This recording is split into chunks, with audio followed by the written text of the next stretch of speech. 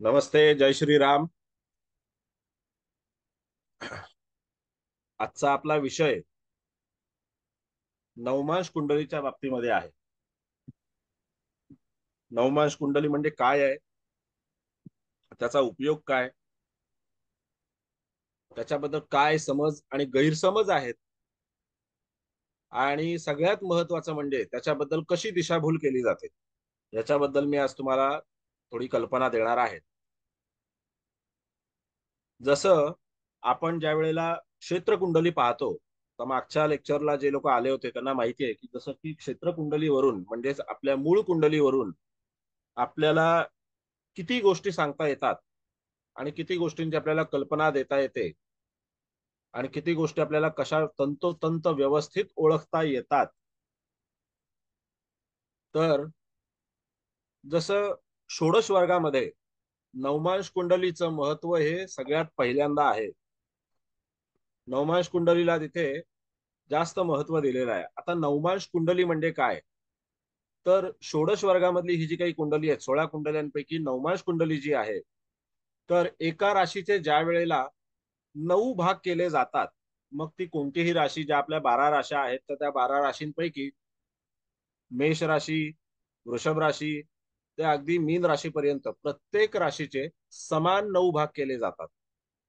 आणि जेव्हा समान 9 भाग केले जातात त्यावेळेला तिथे असं समजलं जातं, बघा मी काय म्हणतोय, नीट शब्दन शब्द व्यवस्थित ऐका. असं समजलं जातं की प्रत्येक राशी जी आहे ती 30 अंशाची आहे. आणि अशा 12 राशी आहेत. ज्या वेळेला 12 गुणिले 30 म्हणजे 360 अंशाचं वर्तुळ पूर्ण होतं, तर ते केवळ आणि केवळ गणितीय विभाजनाकरता तसं सांगितलेलं आहे. पण प्रत्येक राशी ही एका राशीच्या आणि दुसऱ्या राशीच्या मध्ये तेवढंच अंतर असेल आणि तेवढ्याच कॅव्हिटीची ती राशी असेल आकाशगंगेमध्ये, असं नाहीये. कारण आपल्याला दर्शवलं तसंच जातं. मेष राशी 30 अंशाची, वृषभ राशी 30 अंशाची, मीन राशी 30 अंशाची, कन्या राशी 30 अंशाची, असं आपल्याला जेव्हा दर्शवलं जातं, तर त्यावेळेला खरोखर ही जी राशी आहे, ही राशी त्याच्यामध्ये प्रत्येक राशी 30-30 अंशाचीच आहे का? ती ती केवळ आणि केवळ गणितीय विभाजनाकरता ती केलेली आहे. मग ज्या वेळेला ती गणितीय विभाजनाकरता केली असेल, तर तो भाग जाणणं आपल्याला खूप आवश्यक आहे.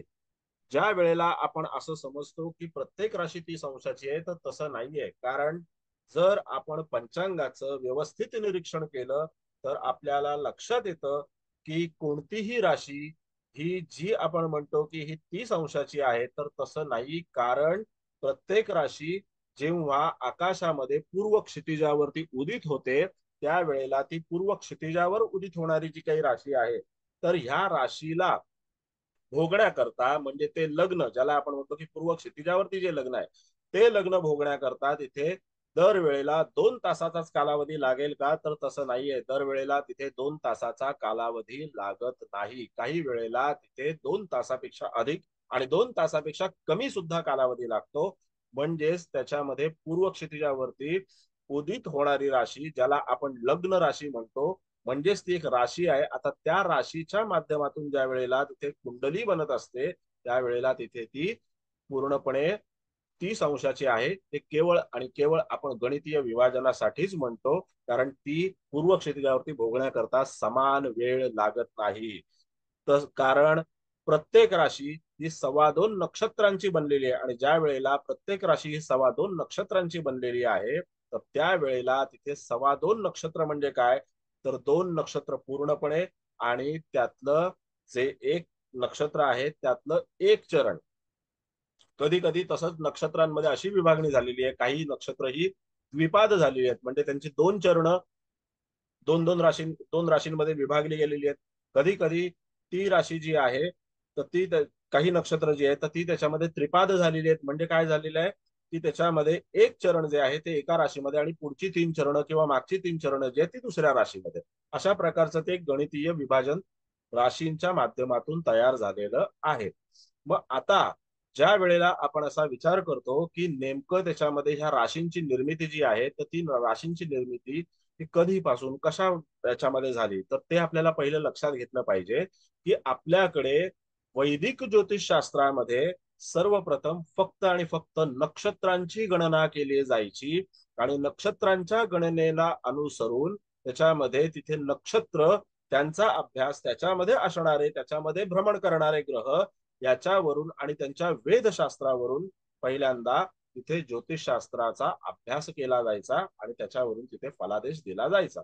पण ज्या वेळेला राशींची निर्मिती आपण पाहतो तर पुराणांमध्ये आणि वेदांमध्ये ज्या वेळेला तिथे आपण अभ्यास करण्याचा प्रयत्न करतो तर त्यावेळेला राशींची निर्मिती ही साधारणतः 12 ते 13व्या शतकापासून तिथे युनानी ज्योतिष, युनानी जो काही भाग आहे तर त्याच्याकडून तिथून ते राशींची निर्मिती आपल्याकडे आलेली आहे. मग आपण त्याला सिंह राशी, मेष राशी, वृषभ राशी आणि मग म्हणजे दोन संस्कृतींमध्ये जी काही देवाणघेवाण झाली ही ज्ञानाची, वैदिक ज्योतिषशास्त्राच्या ज्ञानाची, त्यांनी आपल्याकडून बरंच ज्ञान घेतलं आणि आपणही त्यांच्याकडून काही प्रमाणात ज्ञान घेतलं आणि त्याच्या माध्यमातून हा सगळा जो काही प्रकार आहे तो उदयास आला आणि आपण नंतर 12 घरांची कुंडली मांडायला लागलो आणि त्या 12 घरांच्या कुंडलीमध्ये 12 राशी मांडायला लागलो.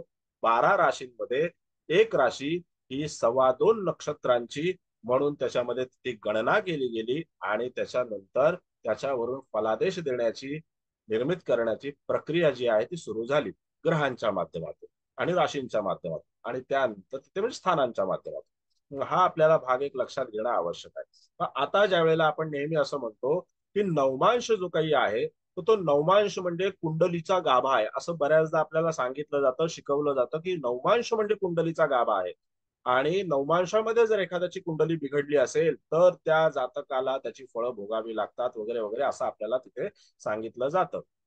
पण नेमकं नवमांश कशासाठी पाहिला जातो, का पाहिला जातो, पाहायचा आहे का नाही पाहायचा आहे, पाहिलाच पाहिजे का की नाही पाहिला तरी चालू शकतो, ह्या सगळ्या प्रश्नांमध्ये जातक जो आहे तो अगदी त्याच्यामध्ये भरडून जातो आणि मग तो ज्योतिषशास्त्राचा नाद सोडून देतो. तो म्हणतो सर्टिफिकेट मिळालंय ना बस झालं, त्याच्यानंतर आपल्याला काही तिथे कुठे झेंडा रोवायला जायचा नाहीये. या पद्धतीने त्याच्यामध्ये आतापर्यंतची ज्योतिषची वाटचाल सुरू आहे. कधी कधी शिकवणाऱ्या मास्तरला सुद्धा कळलेलं नसतं आपण काय शिकवतोय, म्हणजे विद्यार्थ्यांची तर बोंबच असते.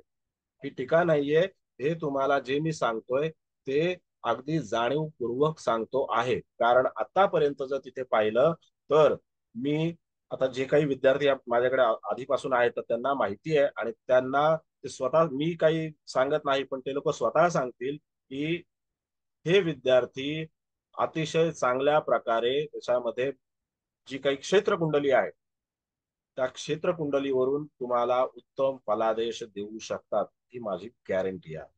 आता दुसरा भाग असा आहे की त्याच्यामध्ये तिथे जर आपण असा विचार केला की नवमांश कुंडलीच्या आधारे जर आपल्याला फलादेश द्यायचा असेल तर मग ह्या कुंडलीचा, क्षेत्र कुंडलीचा विचार करायचा की नाही करायचा, की फक्त आपण नवमांश कुंडलीचाच विचार करायचा. मग त्याच्यामध्ये नेमकं नवमांश कुंडली म्हणजे आहे तरी काय, मग तिथे आपल्याला लक्षात घेतलं पाहिजे की नवमांश कुंडली म्हणजे काय. तर कुठलीही एक राशी तुम्ही घ्या, त्या एका राशीचे ज्या वेळेला समान 9 भाग गणितीय विभाजना करता केले जातात, आकाशात जाऊन तुम्ही समान 9 भाग करू शकत नाही, बरोबर आहे. कारण नक्षत्रांची जर आपण व्याप्ती पाहिली तर नक्षत्रांची व्याख्या अशी आहे, नक्षरती तत्नक्षत्र, म्हणजे जे तारे आकाशामध्ये स्थिर आहेत आणि ज्यांच्या खालून तिथे जेव्हा एखादा ग्रह भ्रमण करतात, म्हणजे सूर्यापासून तिथे केतूपर्यंत जे काही ग्रह आहेत ते भ्रमण करतात, तर त्यावेळेला त्या नक्षत्रांच्या किरणांचे परिणाम त्या ग्रहांना मिळत असतात आणि त्या ग्रहांच्या माध्यमातून, नक्षत्रांच्या माध्यमातून मिळणारे परिणाम हे आपल्यापर्यंत पोहोचत असतात. हा त्याच्यामधला गाभा आहे. आता जर समजा आपण विचार केला की नवमांश कुंडलीमध्ये त्याच्यामध्ये जर समजा 30 अंशाची एक राशी आहे तर त्याच्यामध्ये 3 अंश 20 कला, 3 अंश 20 कला म्हणजेच त्याच्यामध्ये त्या एका राशीचे 4 भाग केले, एका नक्षत्राचे 4 भाग केले जातात. कुठलंही एखादं नक्षत्र असेल, आपण मेष राशी पकडली तर मेष राशीच्या अश्विनी नक्षत्राचे 4 भाग केले जातात आणि त्याच्यामध्ये त्या प्रत्येक अंशाची जी काही गणितीय विभाजना करता मांडणी केलेली आहे तर ती कशी केलेली आहे, तर 3 अंश 20 कला, 3 अंश 20 कला, 3 अंश 20 कला अशी केलेली आहे. मग ती कृत्तिका नक्षत्राच्या पहिल्या चरणापर्यंत, मग आपण काय म्हणतो की अश्विनी नक्षत्र, भरणी नक्षत्र आणि त्यानंतर येणार कृत्तिका नक्षत्राचं पहिलं चरण, मिळून मेष राशी तयार होते. मग हे किती भाग झाले? 9 भाग झाले. कारण अश्विन नक्षत्राची 4 चरण, त्यानंतर भरणी नक्षत्राची 4 चरण आणि त्यानंतर कृत्तिका नक्षत्राचं पहिलं चरण म्हणजे एक चरण, असं मिळून 9 जी चरण तयार होतात. तर त्याच्यामध्ये तिथे कोणती राशी तयार होते? मेष राशी तयार होते. यालाच म्हटलं जातं नवमांश. एका राशीचे केलेले समसमान भाग गणितीय विभाजना करता. आता त्याच्यामध्ये त्या चरणांना अंक दिले जातात. बघा मी काय म्हणतो नीट लक्षात घ्या. त्या चरणांना अंक दिले जातात आणि ते अंक दिल्याच्या नंतर कसे दिले जातात? पहिल्या चरणाला पहिला अंक, दुसऱ्या चरणाला दुसरा अंक, असे अश्विनी नक्षत्राच्या 4 चरणांना 4 अंक दिले जातात. त्याच्यानंतर पुढे जाऊन त्या भरणी नक्षत्राला तिथे 5, 6, 7, 8 आणि नंतर त्याच्या पुढे जाऊन कृत्तिका नक्षत्राच्या पहिल्या चरणाला 9 हा अंक तिथे दिला जातो. बरोबर आहे. इथे मेष राशी संपली. मेष राशी संपल्याच्या नंतर सुरू होते वृषभ राशी. आता जेव्हा वृषभ राशी तिथे सुरू होते त्यावेळेला तिथे तोच अंक पुढे कसा फॉरवर्ड केला जातो? राशींच्या माध्यमातून फॉरवर्ड केला जातो. राशींच्या माध्यमातून ना. मग राशींच्या माध्यमातून कसा फॉरवर्ड केला जातो? पुढे 9च्या पुढे येणार अंक कोणता? 10. मग कृत्तिका नक्षत्राच्या दुसऱ्या चरणाला 10 अंक दिला जातो, तिसऱ्या चरणाला 11 अंक दिला जातो, चौथ्या चरणाला 12 अंक दिला जातो आणि परत एकदा त्याच्यामध्ये जे पुढचं नक्षत्र आहे रोहिणी नक्षत्र, तर त्या रोहिणी नक्षत्राला परत 1 पासून अंक देण्याची तिथे प्रथा सुरू होते. मुळातली प्रथा अशी आहे की हे ज्या वेळेला 999 असे आपण सगळेच्या सगळे अंक धरू, तर त्यावेळेला तिथे 108 अंकांपर्यंत आपली तिथे गणना जाते. म्हणजे अश्विनी नक्षत्राच्या पहिल्या चरणापासून जर आपण 1, 2, 3, 4, 5, 6 असे क्रमाक्रमाने अंक देत गेलो, तर त्याच्यानंतर रेवती नक्षत्राच्या शेवटच्या चरणापर्यंत येईस तर आपल्याला त्याच्यामध्ये 108 हा अंक मिळतो. म्हणजे 108 अंक मिळाल्याच्या नंतर काय होतं की तिथे 108 नवमांश तयार होतात. किती नवमांश तयार होतात? 108 नवमांश तयार होतात. म्हणजेच त्याच्यामध्ये तिथे जेव्हा आपण म्हणतो की मेष राशीमध्ये माझा एखादा ग्रह हा कर्क नवमांशामध्ये आहे, बघा माझा एखादा ग्रह कर्क नवमांशामध्ये, तर कर्क नवमांश त्याचा बिलकुल नसतो. कर्क नवमांश बिलकुल नसतो. कारण मेष राशीमध्ये आणि अश्विनी नक्षत्रामध्ये पूर्णपणे पहिल्यांदा तुम्हाला अश्विनी नक्षत्राचीच फळं मिळणार. कारण अश्विनी नक्षत्र हे एक स्वयंभू नक्षत्र असल्या कारणाने त्याच्यामध्ये त्याच्या कॅरेक्टर्स जे आहेत, त्याचे जे काही गुणधर्म आहेत ते ओतप्रोत भरलेले आहेत. त्यानंतर 2.25 नक्षत्रांची जी काही एक राशी तयार होते, त्या राशीचं नाव अश्विनी, भरणी आणि कृत्तिकाचं एक चरण मिळून काय तयार होतं? तर मेष राशी तयार होते. आणि जेव्हा ही मेष राशी तयार होते त्यावेळेला त्या मेष राशीचे गुणधर्म त्याच्यामध्ये येतात, त्या ग्रहामध्ये येतात. बरोबर आहे. मग जर समजा आपण असं म्हटलं की माझा अमुक एक ग्रह त्याच्यामध्ये मेष राशीत आहे पण तो कर्क नवमांशामध्ये आहे, तर तो कर्क नवमांशामध्ये असणं शक्य नाही. कारण त्याच्याकडे कर्क राशीचे कोणतेच गुणधर्म नसतात. कारण कर्क राशी ही आकाशामध्ये स्वयं आपलं स्थान निश्चित केलेली राशी आहे. कर्क राशी ही आकाशामध्ये स्वयं आपलं स्थान निश्चित केलेली राशी आहे, जी आकाशामध्ये आपल्याला पूर्व आग्नेय दिशेकडे मिळते. ज्याच्यामध्ये अश्लेषा नक्षत्र आहे, पुष्य नक्षत्र आहे आणि त्याच्यामध्ये कोणतं नक्षत्र आहे तर पुनर्वसू नक्षत्राचं शेवटचं चरण आहे. म्हणजे पुनर्वसू नक्षत्राच्या शेवटच्या चरणापासूनची सुरुवात होते. पुनर्वसू नक्षत्राचं चौथं चरण, त्यानंतर तिथे पुष्य नक्षत्र आणि पुष्य नक्षत्राच्या नंतर अश्लेषा नक्षत्र, हे ज्या वेळेला 2.25 नक्षत्र एकत्र येतात त्यावेळेला तिथे आकाशामध्ये ती राशी तयार होते. आपण काय म्हणतो की माझा अमुक एक ग्रह त्या नक्षत्रामध्ये, त्या राशीमध्ये, कुठल्या राशीमध्ये? नवमांशामध्ये. कुठल्या राशीत गेला? कर्क राशीत गेला. म्हणजे तो कमकुवत झाला. तुमचा मंगळ ज्या वेळेला मेष राशीमध्ये असतो, बघा आपल्याकडे गैरसमज काय आहे की आपला मंगळ ज्या वेळेला मेष राशीमध्ये असतो आणि तो नवमांशामध्ये अश्विनी नक्षत्राच्या चौथ्या चरणामध्ये जातो, त्यावेळेला तिथे ज्योतिषी आणि जातक दोघांचंही अवसान गळून पडतं. काय म्हणतो ज्योतिषी की तुमचा नवमांशामध्ये मंगळ बिघडलेला आहे, कारण तो नीच राशीमध्ये आलेला आहे. तो बिलकुल नीच राशीमध्ये आलेला नाही. तो बिलकुल नीच राशीमध्ये येत नाही. कारण तो तिथे मेष राशीच प्रतिनिधित्व करतोय, मेष राशीमध्ये आलेला आहे. तर तो त्याच्यामध्ये कर्क नवमांशामध्ये आलेला आहे, जो आपण आपल्या गणितीय विभाजनाकरता तिथे मांडणी केलेली आहे. पण त्या अश्विनी नक्षत्रामध्ये कर्क राशीचे गुणधर्म आपल्याला कुठेतरी मिळतात का? कुठेच मिळत नाही, कारण त्या नक्षत्रांनी स्वतःचे गुणधर्म स्वतः त्याच्यामध्ये उपस्थित केलेले आहेत. त्यांच्याकडे ते स्वतःचे गुणधर्म काही आहेत मूळ प्रमाणामध्ये. त्याच्यामध्ये असं कधीच होऊ शकत नाही की त्या नवमांशाचा गुणधर्म तुम्ही त्याला कर्क म्हणालात, तुम्ही कर्क म्हणालात म्हणून त्याच्यामध्ये कर्केचे गुणधर्म येत नाहीत. आणि ही विद्यार्थ्यांची दिशाभूल केली जाते. विद्यार्थी पण मास्तरनी जे ज्ञान दिलेलं आहे तेच घेऊन पुढे निघून जातो आणि तोही जातकाला तेच सांगतो. तो म्हणतो की अरे तुमचा हा एक ग्रह बिघडलेला आहे, तो तिकडे आलेला आहे, तो इकडे आलेला आहे, झालं. पण मुळात जर एखाद्याचा ग्रह चांगला असेल, लग्नी मंगळ आहे, मेष लग्न आहे, म्हणजे त्या पत्रिकेचं कर्तृत्व कसं आहे, दशमात मंगळ आहे, मेष राशीचा आहे, त्याच्यात पंचमात मंगळ आहे, मेष राशीचा आहे, पण तो अरे बापरे, मग तुमचा तो ग्रह तिथे दशमात आहे पण तो त्याच्यामध्ये नीच नवमांशामध्ये गेलेला आहे, म्हणजे त्याच्यामध्ये तुमच्या त्या ग्रहाला काहीही तेवढा अर्थ नाही, किंवा त्याचं बलाबल जे आहे ते बलाबल त्याच्यावरून योग्य आहे ते ठरत नाही. मग हा कम्प्लिटली चुकीचा समज आहे. जेव्हा आपण अशा पद्धतीची मांडणी करत असतो आणि असं ज्या वेळेला आपण सांगत असतो त्यावेळेला मात्र तिथे ज्योतिषशास्त्र आणि जातकाची आपण दिशाभूल करत असतो, मास्तर विद्यार्थ्यांची दिशाभूल करत असतो.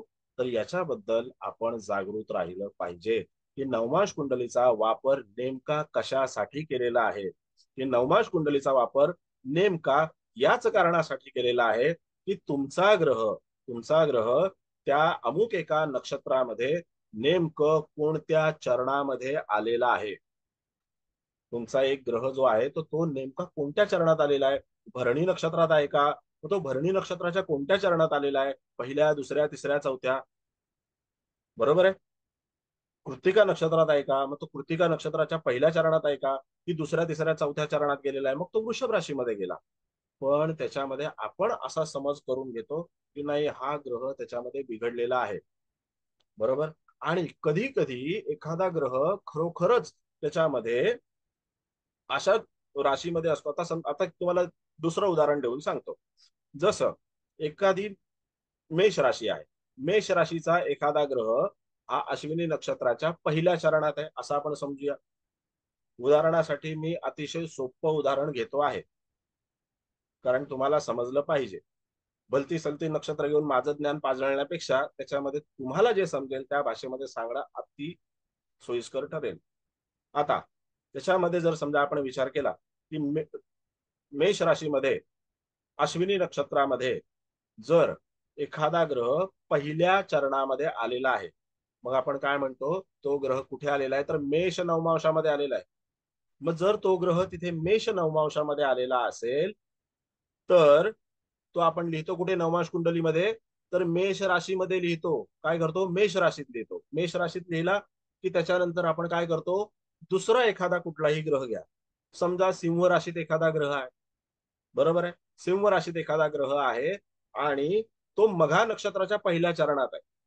बघा, मघा नक्षत्राच्या पहिल्या चरणात आहे आणि तो मघा नक्षत्राच्या पहिल्या चरणात असल्याच्या नंतर आपण काय करतो, म्हणतो नाही हा पण मेष नवमांशामध्ये आहे. मग आपण काय करतो, नवमांश कुंडलीमध्ये तोही ग्रह त्याच्यामध्ये लिहून टाकतो, मेष नवमांशामध्येच लिहितो. त्यानंतर धनुराशीत एखादा ग्रह आहे, मग तो धनुराशीतला ग्रह आपण मूळ नक्षत्राच्या पहिल्या चरणात असणारा ग्रह हा पण आपण काय म्हणतो की हा सुद्धा मेष नवमांशामध्ये आहे. मग आपण काय करतो, तोच ग्रह उचलतो आणि नवमांश कुंडलीमध्ये मेष राशीमध्ये लिहितो. आता मेष राशीमध्ये किती ग्रह जमा झाले, 3 ग्रह जमा झाले. कुठले का असेना पण 3 ग्रह जमा झाले. मग ते 3 ग्रह जमा झाल्याच्या नंतर आपण म्हणतो की तुमचे मेष नवमांशामध्ये एवढे एवढे ग्रह आहेत. ओके. आता इथपर्यंत तरी आपण असं समजू की ठीक आहे, समजू शकतो एखाद्या वेळेला काही गोष्ट. परंतु जेव्हा आपण असं म्हणत असतो की ज्या वेळेला तिथे मेष नवमांशामध्ये अमुक एक ग्रह आलेला आहे आणि तो नवमांशामध्ये मेष राशीत आलेला आहे, बरोबर. तुमचा एक ग्रह सिंह राशीत, एक ग्रह धनुराशीत, एक ग्रह मेष राशीत आहे आणि हे तिन्ही ग्रह मिळून तुमचे मेष नवमांशामध्ये आलेले आहेत. पण एक गोष्ट नेहमी लक्षात घ्या की मेषेतून आलेला ग्रह हा अश्विनी नक्षत्रातून आलेला आहे पहिल्या चरणातून. त्याचे इंडिव्हिज्युअल गुणधर्म आहेत. अश्विनी नक्षत्राचे आणि मेष राशीचे. दुसरा जो ग्रह आहे तो मघा नक्षत्रातून आलेला आहे आणि मघा नक्षत्रातून आल्याच्या नंतर तो मघा नक्षत्र आणि सिंह राशीचे गुणधर्म घेऊन आलेला आहे. तो तिथे तुम्ही मेष नवमांशात लिहिलेला आहे. आणि धनु राशीतला ग्रह ज्या वेळेला आपण विचारात घेतो तर त्या वेळेला तो तिथे मूळ नक्षत्राच्या पहिल्या चरणातून आपण घेतलेला आहे आणि तो लिहिला कुठे, मेष नवमांशामध्ये लिहिलेला आहे. म्हणजे तो आलाय कुठून, तर धनु राशीतून मूळ नक्षत्राच्या माध्यमातून. बरोबर आहे, धनु राशी आणि मूळ नक्षत्राच्या माध्यमातून आलेला आहे.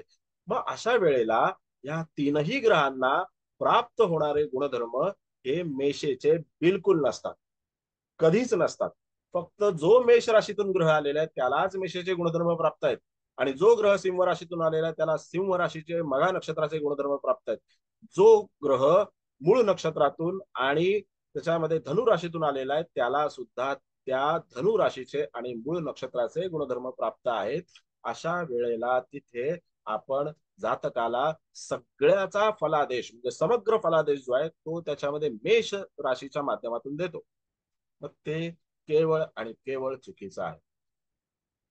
मग तिथे जातकाची शिकवताना दिशाभूल केली जाते. जो विद्यार्थी आहे त्या विद्यार्थ्याची शिकवताना दिशाभूल केली जाते आणि तो बिनधास्त बिनधोकपणे सांगून टाकतो जातकाला की तुमचा अमुक एक ग्रह, अगदी तो शनी असेल तर मग त्याला तिथे नवमांशात नीचेचा ठरवला जातो.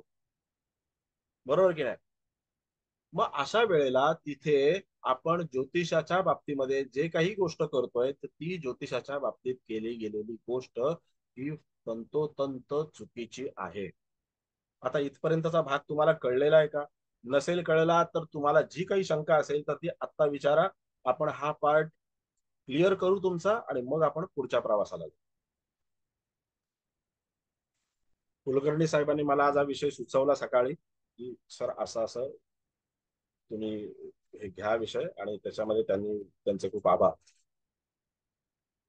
बोला. हो सर, कारण ह्याचं असं होतं की बाहेर मोठे मोठे ज्योतिषी स्वतःला म्हणतात अत्यंत ठामपणे नववंश कुंडलीमध्ये तो कुठल्या राशीला आहे, मग त्याची युती, मग त्याचं दृष्टियोग, मग तो 6-8-12 मध्ये आहे, ह्याच्यावरनं जोरदार चाललेलं असतं. आणि कुठून ना कुठून ते तो इफेक्ट एखादा कुठून तरी जमवतातच. कारण काही ना काहीतरी कुठेतरी जमवायचं म्हटलं तर आपल्याला जोडता येतच. त्याच्या मग ते महादशा जाईल, अंतरदशा जाईल, मग तो लग्न कुंडलीत बुध अष्टमात आहे, मग इथं पण अष्टमात पडलाय म्हणून बोंबललं. हे अगदी ठामपणे सांगून सगळीकडे चाललेलं आहे सर. ह्याच्यावरती क्लॅरिटी असणं खूप गरजेचं होतं, म्हणून मी तुम्हाला तो विषय म्हटलं तुम्ही हे एकदा शिकवा. धन्यवाद तुमचे त्याच्याबद्दल. आणि काही प्रश्न असेल तर आता नक्की विचारा. सर बोला. विचारू का? हो. 64वा नवमांश किंवा पुष्कर नवमांश याबद्दल मग जे बोललं जातं, मग त्याला कितपत आपण योग्य म्हणजे म्हणायचं, म्हणजे की पुष्कर नवमांशात पडलेला ग्रह चांगला असतो किंवा बरं. आणि 64व्या नवमांशात पडलेला ग्रह वाईट असतो, तो कधी ना हा कधीतरी म्हणजे तुम्हाला वाईट फळ देतो. देतो. हा बरं, ओके. चला, मी तुमचं हे म्हणणं मानायला तयार आहे. पण आता हे जे नवमांश आहेत, मी तुम्हाला सांगितलं की 108 नवमांश आहेत आणि या 108 नवमांशांना नावं आहेत. या 108 नवमांशांना नावं आहेत. कुणाला अभयांश आहे, कुणाला त्याच्यामध्ये दरिद्रांश आहे, कुणाला त्याच्यामध्ये धनांश आहे, कुणाला उग्रांश आहे, कुणाला त्याच्यामध्ये उत्कृतांश आहे. मग अशा तऱ्हेची ही सगळी नावं आहेत. ही जी नावं आहेत ना, ही नावं त्या 108 नवमांशांना दिलेली आहेत. त्या 108 नवमांशाच्या नावांमध्ये त्यांच्या सूक्ष्म फलादेश दडलेला आहे. कुठला फलादेश दडलेला आहे? सूक्ष्म फलादेश दडलेला आहे, समग्र फलादेश नाही. आपण समग्र आणि सूक्ष्म याच्यामध्ये जेव्हा वर्गीकरण करू शकू त्यावेळेला आपण उत्तम रीतीने ज्योतिष सांगू शकू. मग ज्या वेळेला तिथे आपण असं म्हणतो की आपला एखादा ग्रह 64व्या नवमांशामध्ये पडलेला आहे, बरोबर आहे, गुरु सारखा ग्रह 64व्या नवमांशामध्ये पडलेला आहे, म्हणजे तो गुरु सारखा ग्रह प्रचंड वाईटच आहे. आणि माझं असं म्हणणं आहे की तो जर ग्रह विद्यांशामध्ये असेल, 64व्या नवमांशामध्ये जर आपण म्हटलं तर विद्यांशामध्ये असेल, किंवा तो धनांशामध्ये असेल, किंवा तो पंडितांशामध्ये असेल, किंवा तो त्याच्यामध्ये उत्कृतांशामध्ये असेल, किंवा बलिष्ठांशामध्ये असेल, मग अशा कुठल्या तरी अंशांमध्ये ज्या वेळेला तो ग्रह असेल त्यावेळेला तुम्ही त्याच्या सूक्ष्मतेच्या फलादेशा बाबतीमध्ये काय वाईट म्हणू शकता ते मला सांग. तुम्ही सर्वतोभद्र चक्र शिकलेला आहात म्हणून, तर बाकीचे लोक शिकलेले नाहीत, पण हा विषय जो आहे तो सर्वतोभद्र चक्राशी निगडीतच आहे. जसे आपण 50 लेक्चर शिकलो मॅडम, म्हणून मी तुम्हाला हा प्रश्न मी प्रतिप्रश्न करतोय तुम्हाला. उत्तर म्हणजे हो मी काय असं तुम्हाला बरोबर. म्हणजे प्रश्न उत्तर खेळत नाहीये, फक्त मी तुम्हाला एक विचारतोय, म्हणजे त्याच्यातून आपल्याला एक मार्ग मोकळा होतो आणखीन सांगण्यासाठी. बोला मॅडम. म्हणजे जे जे नवमांश आपण चांगले म्हणतो, म्हणजे जसं तुम्ही म्हणला विद्यांश हम्म, वगैरे, तर त्यालाच तो त्या वेळच्या भाषेमध्ये हे पुष्कर नवमांश वगैरे असं नाव दिलं गेलं, असं हम्म. असं होतं म्हणजे याचा अर्थ ना सर, म्हणजे असं म्हणायचंय मला. प्रत्येकाने आपापली पद्धती आणली, कुणी आणली नवमांश हा. रहस्य आणलं. आता त्या रहस्यामध्ये खरोखर काहीच दडलेलं नाही, तरी पण ते रहस्य झालं, बरोबर. आणि मूळ गाभा त्याचा ठेवला बाजूला, आणि त्याच्यामध्ये रहस्य रहस्य रहस्य करत बोंबलत बसले. त्याच्यानंतर पुष्कर नवमांश, त्याच्यानंतर 64वा नवमांश. 64व्या नवमांशाचा फलादेश वाईटच मिळतो. हा कशावरून वाईट मिळतो? आणि जर समजा हम्म. एखाद्याचा नवमांशामध्ये कुठल्याही, मी म्हणतो कुठल्याही अगदी त्याचा 10व्या नवमांशामध्ये असेल, 15व्या नवमांशामध्ये एखादा ग्रह असेल, पण ज्या वेळेला त्या ग्रहाला, आता इथे वेदशास्त्र येतं, मग ज्या वेळेला त्या ग्रहाला एखादा पापग्रह वेध करता होत असेल, त्या वेळेला मात्र त्या चांगल्या नवमांशाचं किंवा त्या पुष्कर नवमांशाचं, तुम्ही जे म्हणाल ते पुष्कर नवमांश, त्या पुष्कर नवमांशाला वेध घेत असेल, त्यावेळेला त्याचे परिणाम चांगले मिळतील का? तो म्हणेल का नाही नाही, ह्याचा ग्रह पुष्कर नवमांशात आहे, मी याला काही वाईट फळ देणार नाही. असं होत नाही, असं होत नाही. आकाश आकाशाच्या नियमांनी चालतं. तुम्ही तुमचे 10 नियम आणाल म्हणून आकाश स्वतःचे नियम बदलत नाही, शास्त्र स्वतःचे नियम बदलत नाही. कारण आपल्या पूर्वाचार्यांनी जे ज्ञान आपल्यापर्यंत दिलेलं आहे, आणि त्याच्यामधलं अगदी वाळूच्या कणा एवढं ज्ञान आपल्या लोकांकडे आलेलं आहे. पूर्ण ज्ञान आलेलं नाही, वाळूच्या कणा एवढं ज्ञान जर आपल्याकडे आलेलं आहे, आणि आपण जर असं म्हणत असू की नाही त्याच्यामध्ये तो नवमांश त्याला चांगला फलादेश देईल किंवा वाईट फलादेश देईल, तर हे चुकीचं ठरेल. मग तिथे आपल्याला नियमाला अनुसरूनच फलादेश देणं आवश्यक आहे. नियमाला अनुसरून फलादेश देणं का आवश्यक आहे? कारण या नवमांशाच्या बाबतीमध्ये जेव्हा आपण विचार करतो, तर तिथे 12 घरांची नवमांशाची कुंडली, ज्याला तुम्ही D9 म्हणता, तर तो D9 चार्ट कम्प्लिटली फेल्युअर आहे. कारण नवमांश 108 आहेत, आणि 108 नवमांश म्हणजे पूर्ण आकाश आहे, आणि त्या आकाशाच्या गाभ्यामध्ये अनेक गोष्टी दडलेल्या आहेत, आणि त्या गोष्टी तुम्ही शिकलेला आहात. त्या गाभ्यामध्ये सूर्यात नक्षत्रबिंदू दडलेला आहे, चंद्रात नक्षत्रबिंदू दडलेला आहे, धारकांश कुंडली दडलेली आहे, त्याच्यानंतर नाडी कुंडली दडलेली आहे, अक्षर ज्योतिष दडलेला आहे, अक्षर, तिथी आणि वार यांचे वेद दडलेले आहेत. एवढं जर सगळं साहित्य त्याच्यामध्ये दडलेलं आहे, तर आपण हे वरवर वरवर का फिरतोय? सर पाण्याच्या एक अनुभव. तळाशी गेल्याखेरीज द्वारका दिसत नाही. त्याच्यासाठी पाण्याच्या तळाशी जायलाच पाहिजे, नाही का? मग जो हा पुष्कर, मी अजूनपर्यंत कधी, आता सर्वतोभद्र चक्र शिकवलं, सगळं शिकवलं, पण मी कधी पुष्कर नवमांश, 64वा नवमांश याच्या बाबतीमध्ये मी काही वक्तव्य केलं नाही. कारण ज्याच्या बाबतीत ठोस फलादेश नाही, मी स्वतः पाहिलेलं आहे. एका लेक्चरमध्ये एका व्यक्तीने त्या जातकाला असं विचारलं, मॅडम तुमचा हा ग्रह पुष्कर नवमांशात आहे, फार चांगला आहे, परंतु तो सूर्य जो होता, तो जो जातक म्हणत होता की तो पुष्कर नवमांशामध्ये, पण तो मूळ कुंडलीमध्येच बिघडला होता, आणि ती स्त्री जातक होती. आणि त्या जातकाच्या पत्रिकेमध्ये तिथे अशी काही स्थिती होती की वैवाहिक जीवन पूर्णपणे नष्ट झालेलं होतं, त्रासदायक झालेलं होतं. आणि त्यांची पत्रिका नंतर जेव्हा मी पाहिली, खूप काळाने पाहण्यात आली माझ्या, म्हणजे त्यांनी स्वतः सांगितली त्यावेळेला निश्चित त्यांना सांगितलं की त्यांनीच हा प्रश्न केला की माझा हा ग्रह पुष्कर नवमांशामध्ये, मग मला असं फळ का मिळालं? मला तर यांनी असं असं सांगितलं होतं. म्हटलं नाही मॅडम, मूळ कुंडलीमध्येच तुमचा ग्रह अमुक ह्या ग्रहासोबत असल्या कारणाने तुम्हाला अशा अशा तऱ्हेच्या गोष्टींना सामोरं जावं लागलेलं आहे. म्हणाले हो, जायला लागले, पण मग का? पण का? म्हणून आपण जेव्हा बाळ जन्माला येतं ना, त्यावेळेला आई आणि बापाचं नाव लावलं जातं पुढे. मुलाचं नाव लावलं जातं, जे काही आडनाव असेल ते उपनाम ते लावलं जातं. आपण काय करतो, तिथून पूर्णपणे बाजूला होतो, भलत्याच सेक्टरमध्ये येतो आणि त्याचाच उदो उदो करत बसतो. ते साफ चुकीचं आहे. इथून तुम्हाला फलादेश मिळत नाही.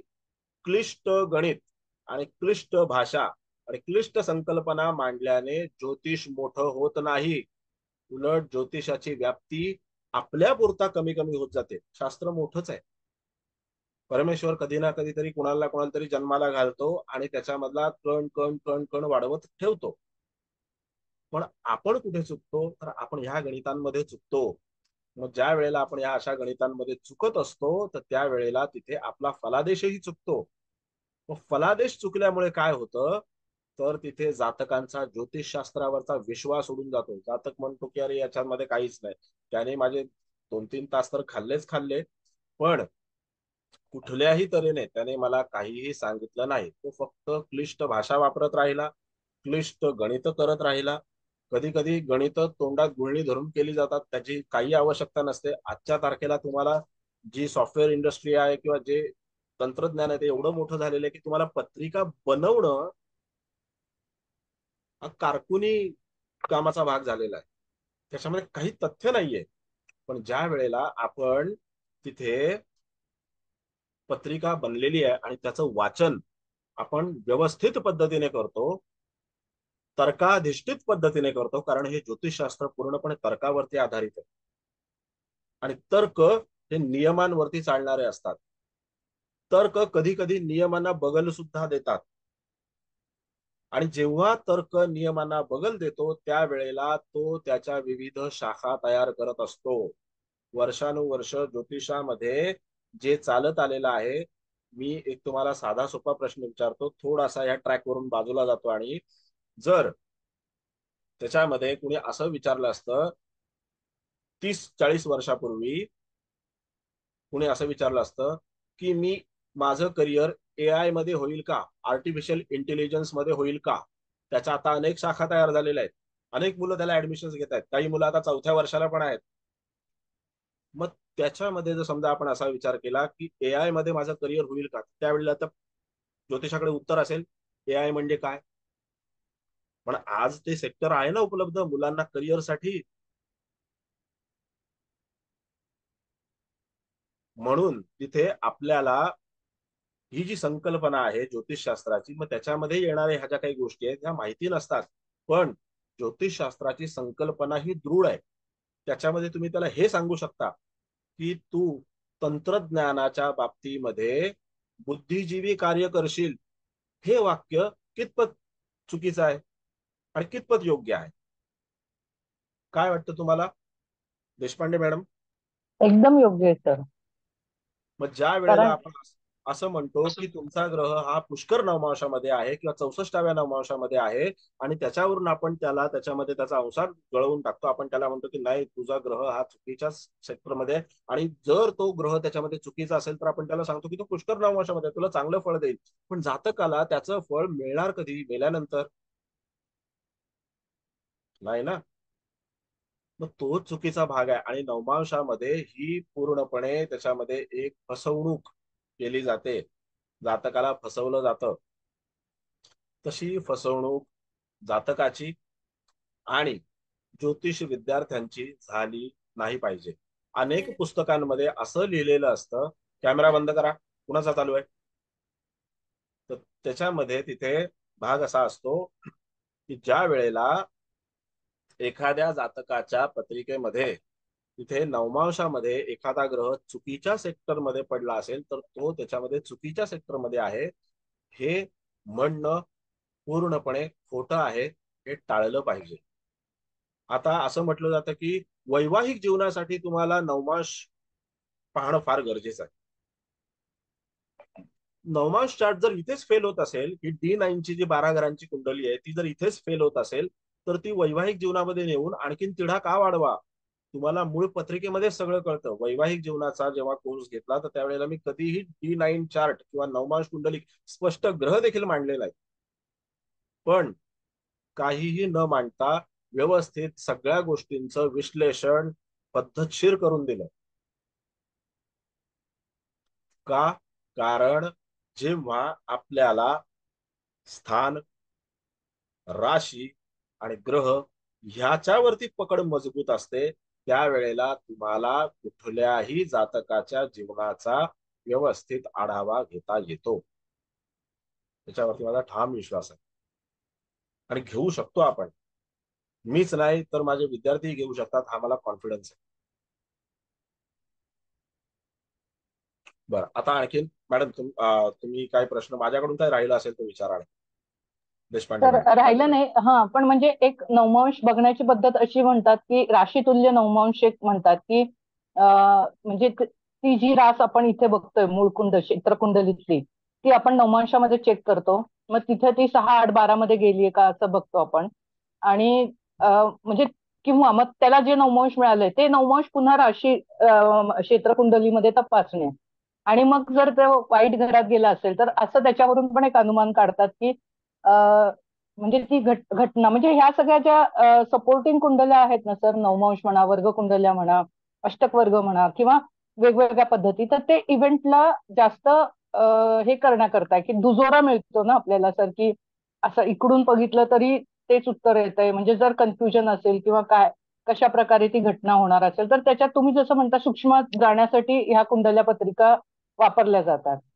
तर हे राशीतुल्य नवमांश वापरणं मग कितपत योग्य योग्य योग्य आहे? म्हणजे अं, असं अशा पद्धतीने ते नवमांश कुंडली बघितली जाते की क्षेत्रकुंडलीला त्या नवमांश कुंडलीमध्ये कुठला नवमांश मिळाला आणि ते कुठल्या स्थानी आहे असं. पण आता ज्या वेळेला मी तुम्हाला आता पहिल्यांदा जे व्याख्यान दिलं होतं त्याच्यामध्ये मी तुम्हाला सांगितलं की जर तुम्ही नवमांश नवमांश म्हणत असाल तर तुम्ही नवमांशाची कुंडली मांडताना किती घरांची मांडता? 12 घरांची मांडता, बरोबर की नाही? मग जेव्हा हो, आपण तिथेच 12 सांगतात. घरांची कुंडली मांडतो तर 108 नवमांश त्या 12 घरांच्या कुंडलीमध्ये कुठे समाविष्ट असतात?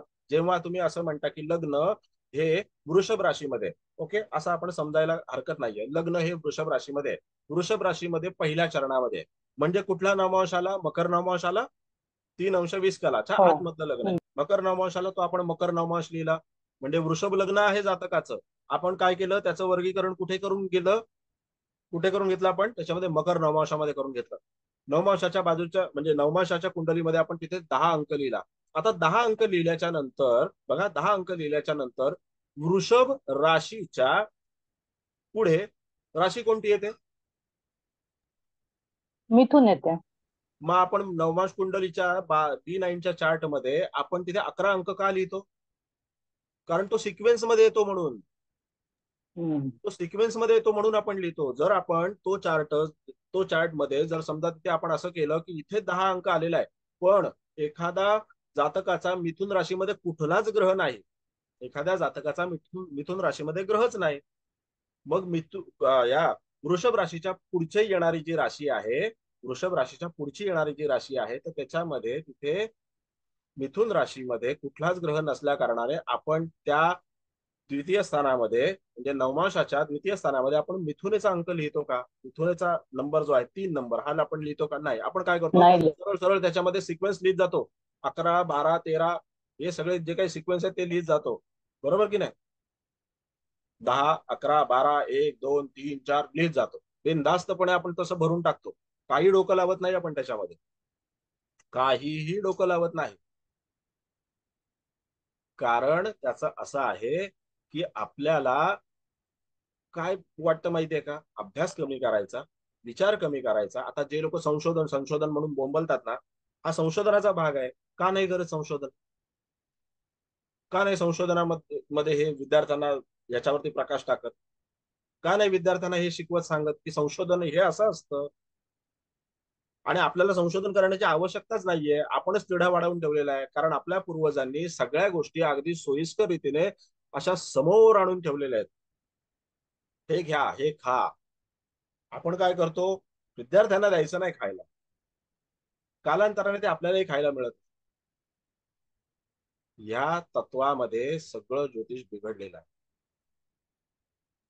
म्हणून त्याच्यामध्ये मी दिशाभूल हा जो शब्द आहे हा जाणीवपूर्वक वापरला, कारण अशी दिशाभूल केली जाते. आता जे तुम्ही म्हणालात ना मॅडम, देशपांडे मॅडम, की त्याच्यामध्ये तिथे आपल्याला असं वाटतं की मग तो ग्रह वर्गोत्तम आलेला आहे, हा ग्रह असा आलेला आहे, तो ग्रह तसा आलेला आहे, पण तो कुठून आलेला आहे? कारण नवमांश हे 12 घरांच्या कुंडलीमध्ये बसणार नाही. नवमांश जर 108 असतील तर ते 12 घरांच्या कुंडलीत न बसता त्याची स्वतंत्र व्याप्ती आहे. त्याची स्वतंत्र व्याप्ती आहे आणि ती 27 नक्षत्र आणि 28वं नक्षत्र वगळून अभिजित नक्षत्र 28वं नक्षत्र वगळून त्याच्यामध्ये त्या 27 नक्षत्रांमध्ये ती व्याप्ती पूर्णपणे समाविष्ट केली गेलेली आहे. मग जर एखाद्या जातकाचा ग्रह हा त्याच्यामध्ये मीन राशीमध्ये असेल आणि तो मीन राशीमध्ये त्याच्यामध्ये अगदी 29 अंशाला असेल तर तो आपण कुठे लिहिला पाहिजे? आपण तो मीन नवमांशामध्ये लिहिला पाहिजे का? मीन नवमांशामध्ये नाही, तो आपण रेवती नक्षत्राच्या चतुर्थ चरणामध्ये लिहिला पाहिजे. त्याला म्हणतात नवमांश. चतुर्थ चरणामध्ये लिहिला पाहिजे, त्याला म्हणतात नवमांश. मग तो तिथून फलादेश तुम्हाला देतो. तो मीन राशीतून फलादेश तुम्हाला देत नाही. तुमची जी मीन राशी आहे, तुम्ही जी म्हणताय मीन राशी, आता मग त्याच्यामध्ये जर समजा आणखीन एखादा ग्रह, बरोबर की आणखीन एखादा ग्रह कर्क राशीमध्ये असेल आणि तो कर्क राशीच्या शेवटच्या चरणामध्ये असेल, म्हणजे आश्लेषा नक्षत्रामध्ये असेल आणि आश्लेषा नक्षत्राच्या शेवटच्या चरणामध्ये, म्हणजे तो आपल्या म्हणण्यानुसार मीन मीन नवमांशामध्ये असेल, तर तो पण आपण कुठे लिहितो? त्याच मीन राशीत लिहितो. मग त्याच मीन राशीत लिहिल्याच्या नंतर तोच ग्रह जर समजा मीन राशी आपण म्हणत असू तर तो तिथे आश्लेषा नक्षत्राचे फलादेश घेऊन बसलेला आहे. मीन राशीचे फलादेश नाहीत. साप चुकीचा आहे. कारण आश्लेषा नक्षत्राला स्वतःचे वैयक्तिक असे गुणधर्म आहेत आणि ते प्रचंड बलाढ्य नक्षत्र आहे. प्रचंड बलाढ्य नक्षत्र आहे.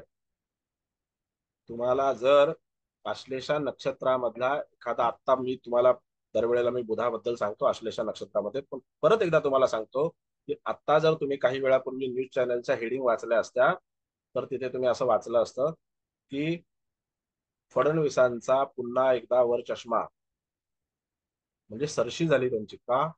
कारण त्यांनी त्यांचा जो बुध आहे, ही जी काही क्लिष्ट गणित असतात ही ह्या आश्लेषा नक्षत्राच्या माध्यमातल्या बुधाला कळतात.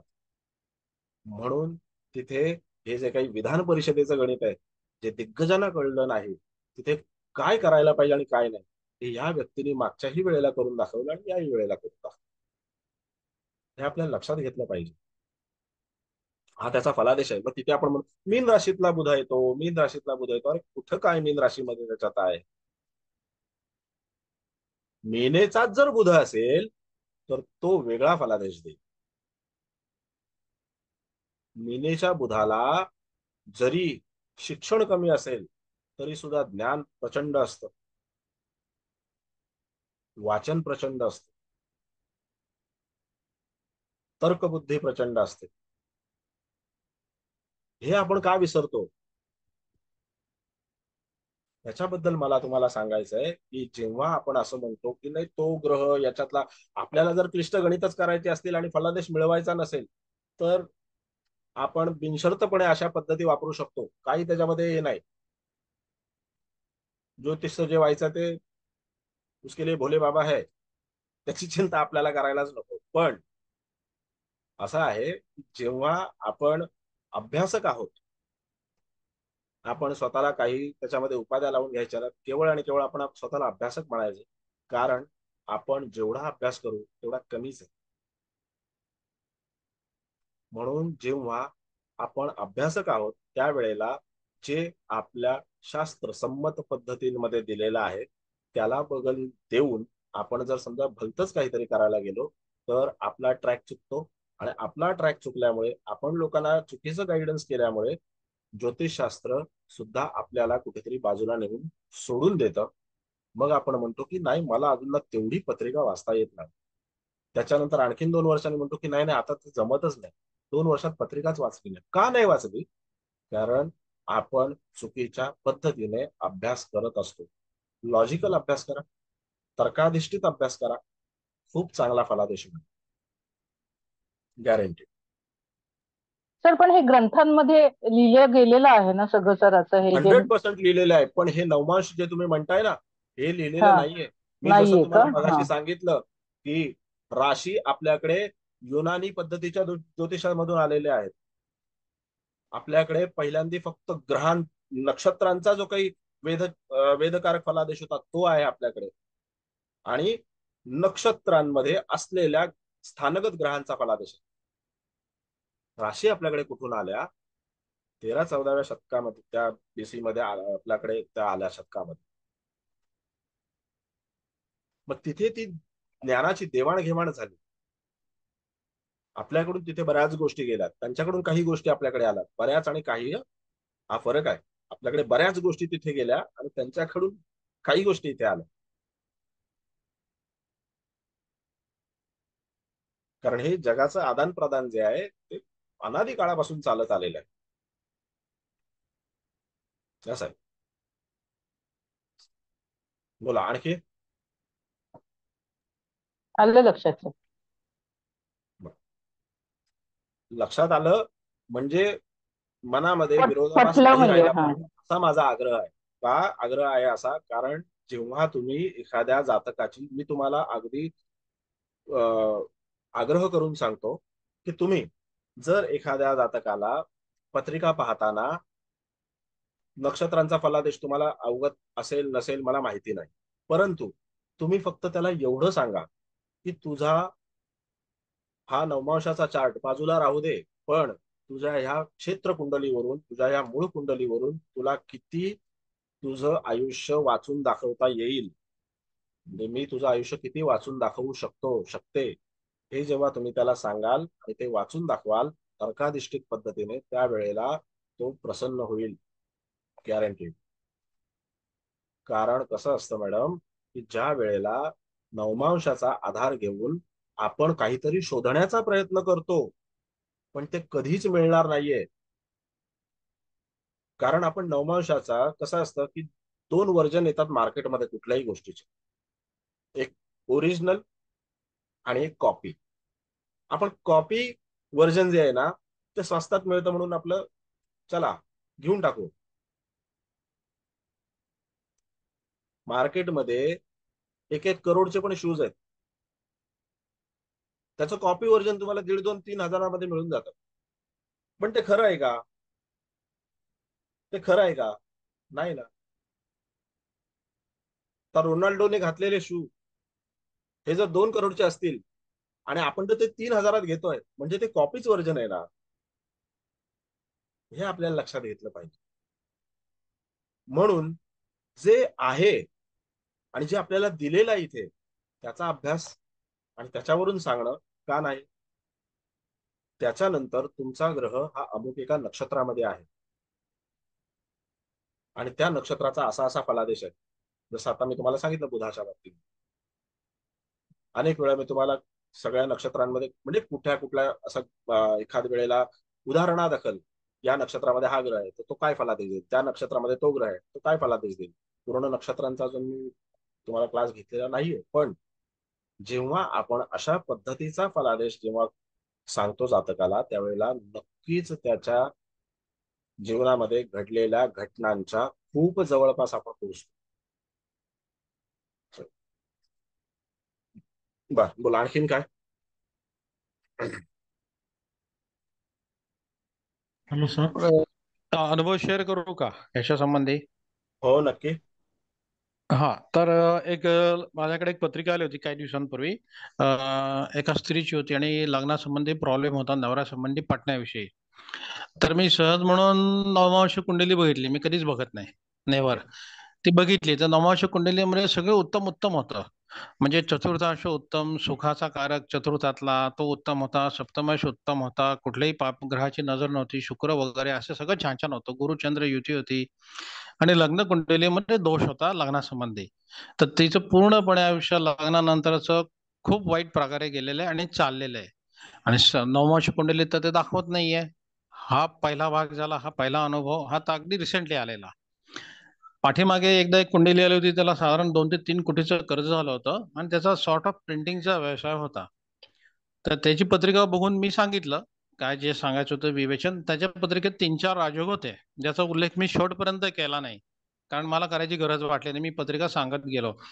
त्याचा बुधसर पापांशामध्ये होता. मी त्याला नंतर एकच विचारलं की म्हटलं कर्ज तुला होण्याचं मूळ कारण, म्हटलं तू खोटी कागदपत्र म्हटलं सादर केली का रे कुठं बँकेत? तो म्हटलं हो, मी बँकेमध्ये खोटी कागदपत्र दिली लोन जास्त मिळावं म्हणून. तेवढं माझं त्याचं उत्पन्न नव्हतं पासून मिळणारं त्या ह्याच्यापासनं मशीनपासनं, आणि तिथून मी जे खड्ड्यात जायला लागलो आणि त्याच्यानंतर परिणितीची 2 ते 3 कोटी नुकसान झाल्यामध्ये झाली. पण तुम्ही जे म्हटलात की मुख्यांश हा परफेक्ट दाखवतो आणि बुध तो पापांशात दिसला म्हणून मी त्याला विचारलं, तो म्हटलं हेच, म्हटलं खोटी कागदपत्र सादर केली होती. म्हणजे हा फलादेश किती परफेक्ट आला बघा सर. करेक्ट आहे.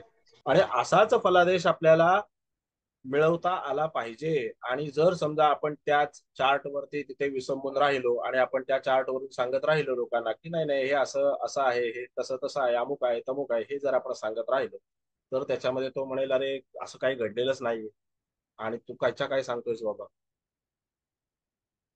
आहे का?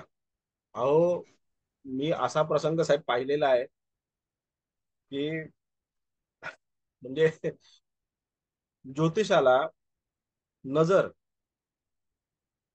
आणि तीक्ष्ण बुद्धी, निरीक्षण शक्ती ह्या गोष्टींची काही प्रमाणात खूप आवश्यकता असते. एक व्यक्ती एका जातकाच्या घरी पत्रिका पाहायला गेली आणि त्याच्यानंतर त्यांनी तिथे 3-4 पत्रिका ठेवल्या, त्यांच्याच कुटुंबातल्या 3-4 पत्रिका होत्या ठेवल्या. त्यानंतर त्या, आता आई बापाची इच्छा काय असते आपल्या मुलांच्या भवितव्याच्या बाबतीमध्ये, बरोबर आहे? बापाने पहिला प्रश्न विचारला की ही माझी मोठी मुलगी आहे, तर त्यांनी पत्रिका उचलली. बापाला वाटलं की आपल्या मोठ्या, पहिला म्हणाला की माझ्या मुलांची पत्रिका बघा, बरोबर.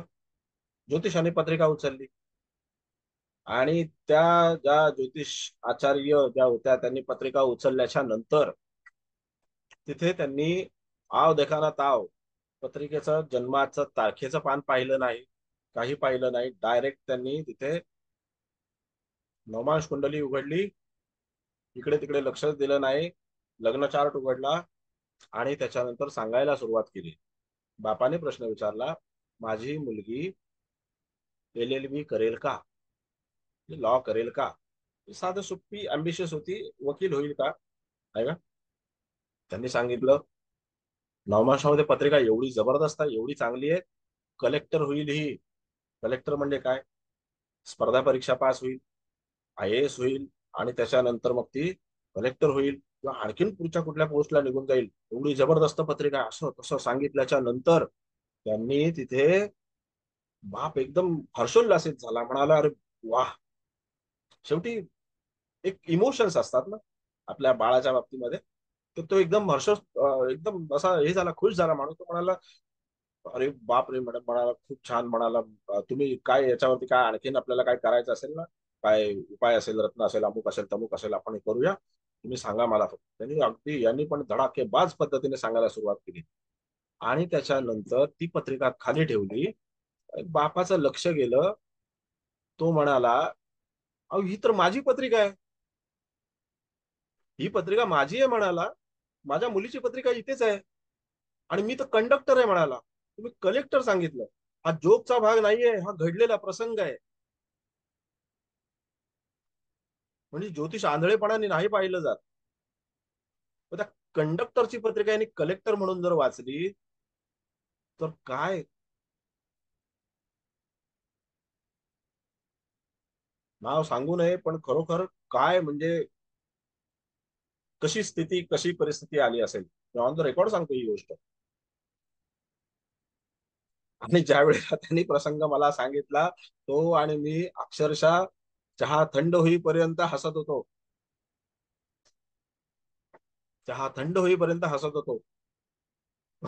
सर इतका. मग ज्योतिषाची चेष्टा होणारच ना सर. बिलकुल होणार साहेब चेष्टा. आता मी स्वतः ज्योतिषी, तो माणूस स्वतः ज्योतिष शिकणारा, तो म्हणाला अरे काय बोलणार तो, मला सुचेच ना. आणि त्याच्यानंतर जी काही ज्योतिषाचार्यांची पळापळ झाली, त्यांनी काय बघितलं नाही काय नाही, तिथं आपला चष्मा बिष्मा विसरून पायात चप्पल घातली आणि सुसाट घरी. ह्याच्यासाठी थोडासा, थोड़ा धैर्य रखिए, गरजेचं आहे ते. बर, कुलकर्णी साहेब बोला, आणखीन काय? आणि असे अनुभव आले, बघितले की नवमाशाचा मला तरी आजपर्यंत कधी अर्थार्थी संबंध कधी आहे असं वाटलं नाही. आणि मी ज्या काय पत्रिका सांगितल्या जन्मलग्नावरूनच सांगितल्या आणि त्या चांगल्यापैकी बरोबर आल्या. आता त्याच्या मुलाला मी सांगितलं 2-3 कोटीचं कर्ज झालंय सर. तो डी.वाय. पाटील नावाचं पुण्यामध्ये फेमस कॉलेज आहे, तो अब्जाधीश माणूस आहे त्याचा. तर त्याच्याबरोबर जे ज्योतिषी असतो त्याला सुद्धा यांनी त्याची पत्रिका दाखवून झालेली होती, कारण तो त्यांच्याबरोबर असायचा कायम. पण तो म्हटलं की कुलकर्णी गंमत आहे की मी इतक्या ज्योतिषांना पत्रिका दाखवली, तुम्ही माझ्या राजयोगाचा कधी उल्लेखच नाही केला. अरे काय करायचा तू, 3 कोटीत गेला ते राजयोग काय करायचे आहेत? म्हणजे हे त्यांनी मला जाताना बोलवून दाखवलं की तुम्ही राजयोगाचा माझा उल्लेख नाही केलात. हे आपलं शिकवताना तुम्ही जे ते जर बरोबर जर उचललं ना सर, तर ह्या रस्त्याने आपल्याला नक्की यश मिळतं. कसं आहे, आपण ज्योतिषी आहोत, आपण खुशमस्करी नाही. दुसऱ्याला खुश करण्यासाठी वक्तव्य करणं हे आपलं काम नाही. वेळ प्रसंगी कटू वक्तव्य करणं आणि सत्य परिस्थिती समोर मांडणं हे आपलं कर्तव्य आहे, आणि आपण ते कर्तव्य बजावलं पाहिजे. दुसऱ्याला खुश करण्यासाठी आपण ज्योतिष पाहत नाही, मी तर कधीच पाहिलं नाही. जे आहे ते बिनदिक्कतपणे आणि व्यवस्थित पद्धतीने जातकाच्या समोर मांडायचं. आणि म्हणून आज हा जो काही विषय मांडला नवमांश कुंडलीचा, की नवमांश कुंडलीच्या बाबतीमध्ये आपल्याकडे कशा प्रकारे गैरसमज पसरवले जातात. आता नवमांश कुंडलीच्या बाबतीमध्ये असं सांगितलं जातं की हा चार्ट तुम्हाला कुंडलीचं बलाबल, बघा हा, कुंडलीचं बलाबल आणि वैवाहिक जीवन याच्यासाठी पाहिला जातो. आता कुंडलीच्या बलाबलाच्या बाबतीमध्ये आतापर्यंत जी काही चर्चा झाली तर त्याच्यामध्ये तुम्हाला अगदी स्पष्टपणे कळून आलेलं आहे की कुंडलीचं बलाबल खरोखर याच्यावरून पाहिलं जातं का? तर कुंडलीचं बलाबल याच्यावरून पाहिलं जात नाही. कुंडलीचं बलाबल हे तुमच्या मूळ पत्रिकेमध्येच कळतं. आढ्यातच नसेल तर पोहऱ्यात येणार कुठून? म्हणून कुंडलीचं बलाबल ओळखताना आपल्याला मूळ कुंडलीचाच आधार घेतला पाहिजे. जेव्हा आपल्याला एखाद्याचा पत्ता शोधायचा आहे, मुंबईमध्ये आपल्याला एखाद्याचा पत्ता शोधायचा आहे, मनुष्य राहतोय कुठे? पारशी कॉलनीमध्ये असं समजूया, दादर पारशी कॉलनी. आणि माणूस येणार कुठून आहे? समजा पुण्याहून येणार आहे, तर तो पहिला उतरेल कुठे? दादरला उतरेल, बरोबर की नाही? अगदी विमानाने आला तरी सुद्धा त्याला दादरमध्ये येणं भागच आहे. एअरपोर्ट वरून तो दादरला येईल, दादरमध्ये आल्याच्या नंतर मग तो पारसी कॉलनीत जाईल, बरोबर ना? आणि मग तो त्या विलामध्ये जाईल. मग अशा वेळेला तिथे आपल्याला नवमांशाची रचना ही याच्याच करता असते. ती कशी असते आता समजून घ्या. राशी म्हणजे असं समजा, ही जी राशी आहे 2.25 नक्षत्रांनी युक्त असलेली राशी. कोणतीही राशी, ही राशी म्हणजे मुंबई आहे, एक पूर्ण शहर आहे. आणि त्या शहरामध्ये तुमचा नेमका पत्ता कोणता, तुमचा नेमका पत्ता कोणता हे आपल्याला ओळखण्यासाठी, समजा सिंह राशीमध्ये एखादा मनुष्य राहतोय, माझा पत्ता सिंह राशी, सिंह राशीमध्ये तुमचा नेमका पत्ता कोणता? तर सिंह राशीमध्ये तुमचा पत्ता जो आहे तो मघा नक्षत्र आहे, पूर्वा फाल्गुनी आहे का उत्तरा फाल्गुनीचं पहिलं चरण आहे, हे ओळखण्यासाठी नवमांशाची गरज असते, बरोबर आहे? मग तुम्ही मघा नक्षत्राच्या पहिल्या चरणात राहता, दुसऱ्या तिसऱ्या चौथ्या चरणात राहता, का पूर्वा फाल्गुनीच्या पहिल्या दुसऱ्या तिसऱ्या चौथ्या चरणात राहता, का उत्तरा फाल्गुनीच्या पहिल्या चरणात राहता? आणि त्या प्रत्येक चरणाला नावं दिलेली आहेत, ज्याला आपण म्हणतो सूक्ष्मांश. जर समजा आपण मघा नक्षत्राच्या पहिल्या चरणात राहत असू तर त्याला आपण सेनांश म्हणतो. कुठे राहतोय मी? सेनांशामध्ये राहतो. जर आपण मघा नक्षत्राच्या चौथ्या चरणात राहत असू तर आपण कुठे राहतोय? धनांशामध्ये राहतो, बरोबर आहे? राहतो आपण एकाच भागात ना. पण तुमचा बंगला वेगळा, याची बिल्डिंग वेगळी, त्याची अपार्टमेंट वेगळी, त्याची चाळ वेगळी, हा भाग असतो. हे आपल्याला कळलं पाहिजे. त्याच्यासाठी नवमांशाची निर्मिती आहे आणि त्याच्यासाठी नवमांशाचा उपयोग. समग्रतेकडून सूक्ष्मतेकडे जाण्याचं एक साधन आपल्याला आपल्या पूर्वाचार्यांनी शास्त्राने दिलेलं आहे. तसं आपल्याला पुढे पुढे पुढे पुढे गेलं पाहिजे. नाहीतर आपण इथून भस्कन उडी तिकडे मारली, पत्ता चुकण्याची दाट शक्यता, हाती काही लागणार नाही, कंबरड मोडील ते वेगळं.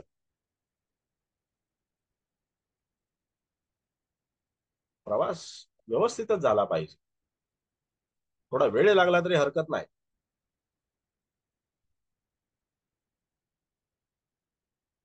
ओके, बर, बोला देऊळकर साहेब. सर ते आपण वर्गोत्तम किंवा स्थानोत्तम नुसार फळं चांगली अशी समजतो, तर त्याचा कितपत अर्थ समजा आपण घ्यायचा असं मला विचार. बर, ओके. आता याच्याविषयी पण आपण बोलूया. ओके, आता वर्गोत्तम असं समजूया आपण की आपण एखाद्या ग्रहाला वर्गोत्तम म्हणू. ओके, जर आपण असं म्हटलं की वर्गोत्तम असणारा एखादा ग्रह कर्क राशीचा ग्रह वर्गोत्तम आहे आणि तो वर्गोत्तम ग्रह कर्केचा कर्केमध्येच येईल, बरोबर? हा कर्केचा सर, ग्रह बरोबर. कर्केमध्येच म्हणजे वर्गोत्तम. बरोबर, म्हणजे वर्गोत्तम, बरोबर. ओके, बर. आता आपण जर अशा वेळेला ह्या नवमांशाच्या बाबतीमध्ये म्हणजे त्या राशीच्या बाबतीमध्ये आपण तिथे गेलो आणि त्यातून जर आपण असं म्हटलं की कर्केतला ग्रह हा कर्क नवमांशामध्येच आलेला आहे, कर्क राशीतला ग्रह हा कर्क नवमांशामध्येच आलेला आहे, तर तो ग्रह त्याच्यामध्ये कुठल्या नवमांशामध्ये येईल, कुठल्या सूक्ष्मांशामध्ये? बघा, सांगा. धनांश. बरोबर आहे,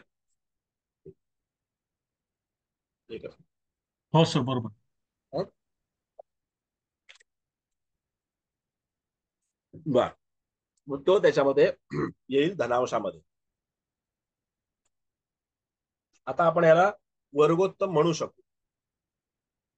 कर्क नवमांशातला ग्रह कर्क नवमांशामध्ये आला, पण तो जर समजा सूक्ष्मांश चुकीचा आला असता तर त्याला आपण वर्गोत्तम म्हणू शकलो असतो, त्याला आपण वर्गोत्तम म्हणू शकलो असतो. नाही. एक्झॅक्टली, आपल्याला तेच पाहायचंय. आपल्याला तेच पाहायचंय की जर आपल्याला एखादा ग्रह आपण असं म्हणत असू की हा वर्गोत्तम आहे, तो कर्क नवमांशाचा कर्क नवमांशामध्ये आलेला आहे, बरोबर आहे. आणि जर आपण त्याच्यामध्ये असं म्हटलं की एखाद्या ग्रहाला चुकीचा सूक्ष्मांश प्राप्त झालेला आहे, चुकीचा सूक्ष्मांश म्हणजे जसं काही वेळेला दरिद्रांश आहे, काही वेळेला उग्रांश आहे, काही वेळेला क्रोधांश आहे, काही वेळेला नीचांश आहे, अशा तऱ्हेचा जर समजा एखाद्या वेळेला प्राप्त झालाच तर त्या ग्रहाचं बळ जे आहे ते कितपत योग्य राहील? ते योग्य राहील? त्याला काय अर्थ राहणार नाही. हा, म्हणून जर आपण असं म्हणू, कारण मुळातला नवमांशाचा जो भाग आहे ना साहेब, हा नवमांशाचा भाग त्याच्यामध्ये 12 घरांच्या कुंडलीवरती अवलंबून नाहीच. हा 27 नक्षत्र आणि 27 नक्षत्रांची 4-4 चरण मिळून 108 जी चरण आहेत त्या 108 चरणांचा भाग आहे. हा 12 घरांचा भाग नाही. त्याच्याकरता ही 9-9-9 ची विभागणी केलेली आहे. 12 घरांमध्ये सीमित करण्याकरता नाही. जसं आता सध्या आपलं काय झालेलं आहे की सध्या आपण काय करतो की आपल्याला कुठलाही व्हिडिओ मोठा असेल किंवा कुठलीही गोष्ट काही मोठी असेल तर मोठं मोठं पाहण्याची आपल्याला आता इच्छाच राहिलेली नाही. एखादा जास्त वेळेचा व्हिडिओ असेल किंवा जास्त वेळेचं काही चांगलं असलं तरी सुद्धा ते आपल्याला पाहण्याची इच्छा राहिलेली नाही. आपली तेवढी बुद्धीची कपॅसिटी आणि आपले तेवढे पेशन्स राहिलेले नाही. आपल्याला 30 सेकंदाच्या किंवा 1 मिनिटाच्या रील मध्ये जे मिळेल तेच आपल्याला ज्ञान वाटतं, आपल्याला तेच सत्य वाटतं. आणि एखादा माणूस जर समजा खूप विस्तृत पद्धतीने एखादी गोष्ट सांगत असेल तर ती आपल्याला क्षुल्लक वाटते. आपल्याला वाटतं एक फालतू प्रकार.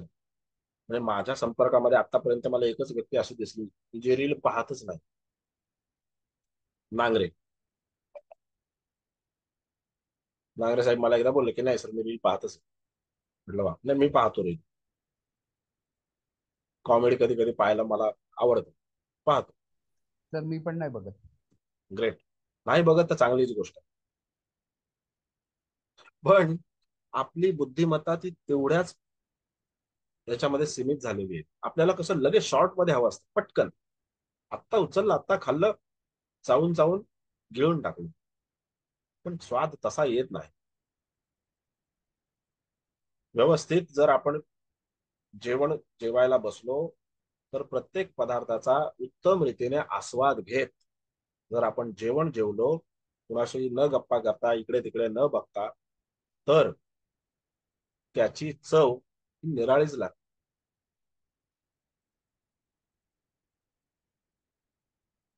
सर 12 राशींचे 12 नवमांश म्हणजे 12च 12 राशी राशीचे 12 वर्गोत्तम. नवमांश नाही, 12 राशी एका राशीचे 9 नवमांश.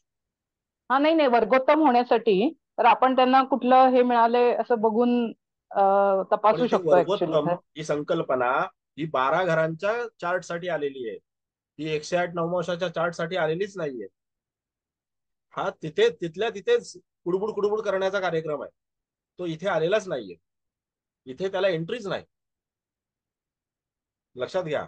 तो वर्गोत्तम वर्गोत्तम हा जो काही पार्ट आहे, राशी उत्तम, वर्गोत्तम, आणखीन कुठला कुठला काही कुठलाही उत्तम असेल, पण तो त्याच्यामध्ये या 12 घरांच्या नवमांशाच्या चार्टचाच पार्ट आहे.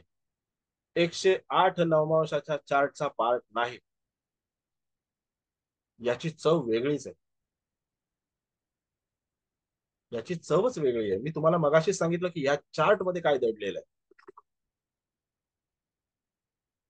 काय काय दडलेलं आहे, किती गोष्टी दडलेल्या आहेत. नवमांश कुंडलीच्या या जे 108 नवमांशाचा जो चार्ट आहे, सूर्यात नक्षत्रबिंदू, चंद्रात नक्षत्रबिंदू, तारा चक्र, दाखण कुंडली, नाडी कुंडली, इतकं दडलेलं आहे. त्याच्या आतमध्ये गेलं तर वार तिथी आणि त्याच्यानंतर आपल्याला अक्षर ज्ञान जे आहे, अक्षरांचे वेद आहेत, हे सगळं दडलेलं आहे. एवढं सगळं दडलेलं असताना आपण तिथे रस्त्यावर उभा राहून वडापाव का खायचं? जर तुम्हाला चांगली संधी आहे पंचतारांकित हॉटेलमध्ये बसून जेवण्याची, अंबानीने लग्नाला बोलवलंय आणि तुम्ही तिथे कुठेतरी रस्त्यावर उभं राहून वडापाव खाणार आहे, काय अर्थच नाही. भले बोले लोक तिथे जेवण वाढायला असतात, तिथं जाऊन जेवायला पाहिजे.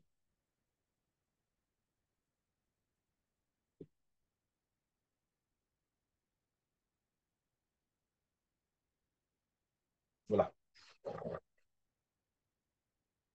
बरं, आणखीन बोला नांगरे साहेब, काय प्रश्न? बाकीचे लोक काहीच बोलत नाहीत, एकदम चिडीचूप.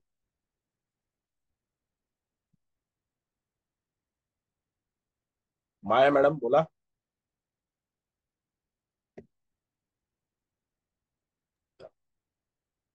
सर आत्ताच जॉईन झालेली म्हणजे या पहिल्या क्लासला, त्यामुळे हरकत नो हा. प्रॉब्लेम. मी फक्त तुम्हाला जे काही आता आपलं विवेचन केलेलं आहे आपल्या समोर, तर त्याच्याबद्दल तुम्हाला कोणाला काही शंका असतील, काही तुम्हाला त्याच्यामध्ये नाही सर, काही इतकं विचारायचं विस्तृत असेल तर तुम्ही निरीक्षण नक्की. करताय त्यामुळे शंकेचा काही भागच राहत नाही. आणखीन कोणाला? हा बोला लेले मॅडम. आता म्हणजे तुमचं असं म्हणणं आहे की क्षेत्रकुंडलीवरून सगळं आपण सांगू शकतो, नाही तुम्ही का? नाही सांगू शकत का? नाही नाही, मला एक शंका दुसरी विचारायची आहे. पा आता यांनी सर्वतोपजराचा मदत घेतली, बुध पापांशात आहे असा हे केला आणि त्याच्यावरून सांगितलं की कागदपत्र खोटी. आपण नुसत्या क्षेत्रकुंडलीवरून हे सांगू शकतो का? 100% सांगू शकतो. कुलकर्णी साहेब पत्रिका सांगा, मी तुम्हाला त्याचं विश्लेषण करून सांगतो. आहे तुमच्या समोर पत्रिका? नाही, ती ह्याच मोबाईलवर आहे, मला नाही काढता येणार आता. बरं ज्या ठीक आहे. मोबाईल तरी पण मी तुम्हाला सांगतो. चला, तरी पण मी तुम्हाला सांगतो. तरी सुद्धा मी तुम्हाला सांगतो. ते फिरवून बघता येईल ना? फिरवून काय, मी तुम्हाला सरळ सरळ सांगतो ना, फिरवा फिरवी कशाला करायची. असं आहे मॅडम, बुध हा ज्या वेळेला राहूच्या सोबत असेल, बघा बुध हा ज्या वेळेला राहूच्या सोबत असेल त्यावेळेला जातकाची फसवणूक ही कागदोपत्री व्यवहारांमध्ये होऊ शकेल, किंवा जातक दुसऱ्याची फसवणूक ही कागदोपत्री व्यवहारांच्या माध्यमातून करण्याचा प्रयत्न करेल. जेव्हा बुध हा मंगळयुक्त असेल त्यावेळेला कागदपत्र गहाळ होणं किंवा कागदपत्र जी आहेत ती त्याच्यामध्ये अनावश्यक कागदपत्रांचा अतिरिक्त साठा असणं, त्यानंतर नको तिथे नको ती कागदपत्र सादर करणं, आणि काही वेळेला आवश्यक कागदपत्र जी आहेत तर त्यांचा कुठल्याही तऱ्हेने जातकाला तिथे उपयोग न होणं, किंवा त्याच्यामध्ये तो आवश्यक कागदपत्र जी आहेत ती कागदपत्र पूर्णपणे बाजूला काढून टाकणं, अशा पद्धतीचं जातकांच्या जीवनामध्ये कधी कधी होतं. कागदपत्रांमध्ये गल्लत याला म्हटली जाते. बुध जर अष्टम स्थानामध्ये असेल तर जातकाकडून महत्वाच्या कागदोपत्री ज्या काही त्याच्या गोष्टी असतील तर त्याच्यामध्ये काही ना काहीतरी गल्लत होण्याची दाट शक्यता दर्शवली जाते. आलं लक्षात? त्यानंतर तिथे जेव्हा यांच्या जातकाने प्रयत्न असा केलेला आहे की तिथे खोटी कागदपत्र सादर करून, बघा काय म्हणतो मी, लक्षात घ्या, खोटी कागदपत्र सादर करून त्या जातकाने तिथून जास्तीचे पैसे मिळवण्याचा म्हणजे लोन मिळवण्याचा प्रयत्न केला, तर त्याच्यामध्ये तिथे शुक्र आणि गुरु ह्या दोन ग्रहांचा आणि त्यानंतर वृश्चिक राशीचा देखील समावेश असू शकतो. ज्या वेळेला बुध हा गुरुच्या सोबत असेल किंवा बुध हा शुक्राच्या सोबत असेल त्यावेळेला जातक गाडीची नेम प्लेट थोडीशी तुटलेली असेल नंबरच्या साईडने तरी सुद्धा तो तशीच्या तशी ठेवून देतो. नंबर प्लेट बुधाकडे येते. तो म्हणतो की ते काय कॅमेरामध्ये येणारच नाही ना. हा भाग आहे. दुसरा भाग असा आहे की त्याच्यामध्ये काय झालं, दुसरा भाग असा आहे की त्याच्यामध्ये जर ह्या याच्यामध्ये बुध गुरुची युती असेल तर जातक अतिरिक्त बेनिफिट्स मिळवण्याकरता, बघा अतिरिक्त बेनिफिट्स मिळवण्याकरता तिथे कुठल्या ना कुठल्या तऱ्हेने त्याच्यामध्ये खोटी कागदपत्र सादर करणं किंवा त्याच्यामध्ये कागदपत्रांमध्ये काही वेळेला असा काही घोटाळा किंवा अशा काही गोष्टींचा दिखावा करणं की त्याच्यामधून आपल्याला जास्ती बेनिफिट्स मिळतील. कारण त्या बुधाला गुरु सांगतो तुला जर बेनिफिट हवाय आर्थिक बाबतीतला तर मी तिथे सहाय्य करीन, आणि बुध म्हणतो जर तू मला सहाय्य करणार असशील तर मी त्याच्यामध्ये, कारण बुध कागदपत्रांचाच कारक आहे, मग तिथे सूक्ष्मांशापर्यंत जरी तुम्ही नाही गेला तरी सुद्धा तुम्हाला ही गोष्ट कळू शकते. लग्नी बुध असणारा माणूस, बुधाची राशी असणारा माणूस, बुधाचं लग्न असणारा माणूस, लग्नेश बुधाच्या राशीत असणारा माणूस हा कागदपत्रांच्या बाबतीमध्ये सतर्क असतो. तो सतर्क असतो याचा अर्थ तो इमानदार असतो असं नाहीये. तो कधी कधी त्याच्यामध्ये गल्लतही करू शकतो, कधी कधी त्याच्यामध्ये फसवणुकीची पण गोष्ट करू शकतो. पण फसवणुकीला रोखणारे ग्रह कोणते आहेत? सूर्य आणि शनी. सूर्याला ही सगळी फालतूगिरी आवडत नाही. सूर्य म्हणतो असेल तर दे, नसेल तर राहू दे, असाच राहील. शनी सुद्धा तसाच आहे. खोटी कागदपत्र किंवा काही गोष्टी त्याच्यामध्ये या सगळ्या भानगडीला तो तिथे हेच करत नाही.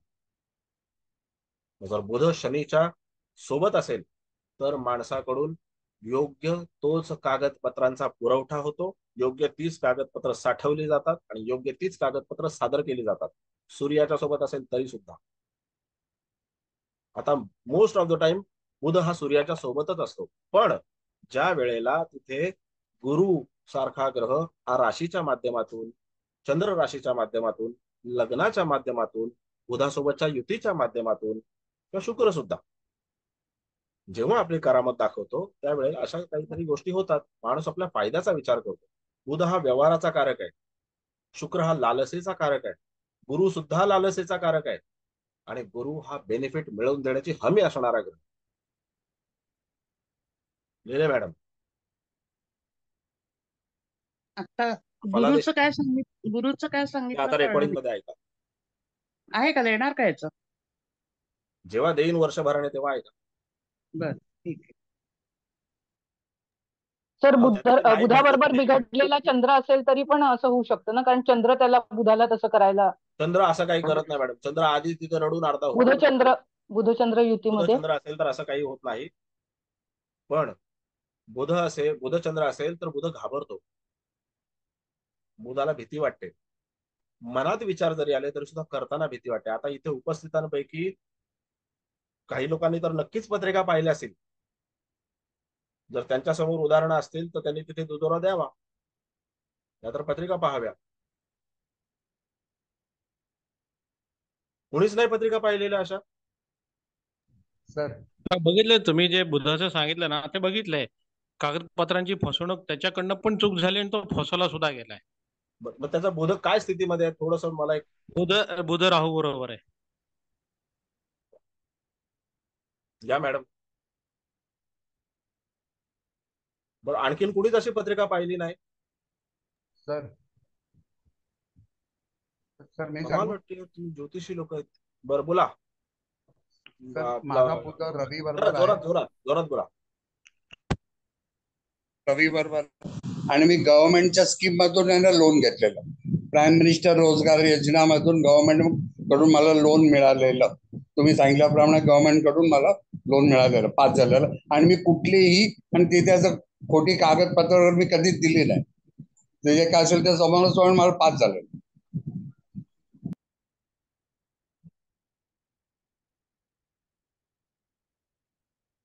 बरं बोला आणखीन. एवढे पत्रिका बघणारे लोक आहेत तुम्ही पण. बघा कसं आहे, नुसत्या पत्रिका बघायच्या नसतात, त्या उदाहरणादाखल आपण लक्षात ठेवायच्या असतात. जेव्हा आपण पत्रिका लक्षात ठेवतो ना त्यावेळेला त्याचा आपल्याला अशा गोष्टींमध्ये फायदा होतो. तुम्ही क्रॉस क्वेश्चनिंग करू शकता. नाहीतर समोरचा माणूस सत्यनारायणाची कथा वाचतोय आणि तुम्ही आपले बोलताय. तसं नाही. तुम्ही मला हेही सांगू शकता नाही तुमचं चुकीचं आहे. तुम्ही मला हेही सांगू शकता हो हे बरोबर आहे. तुम्ही जे पाहिलेलं उदाहरण आहे ते खरं खरं.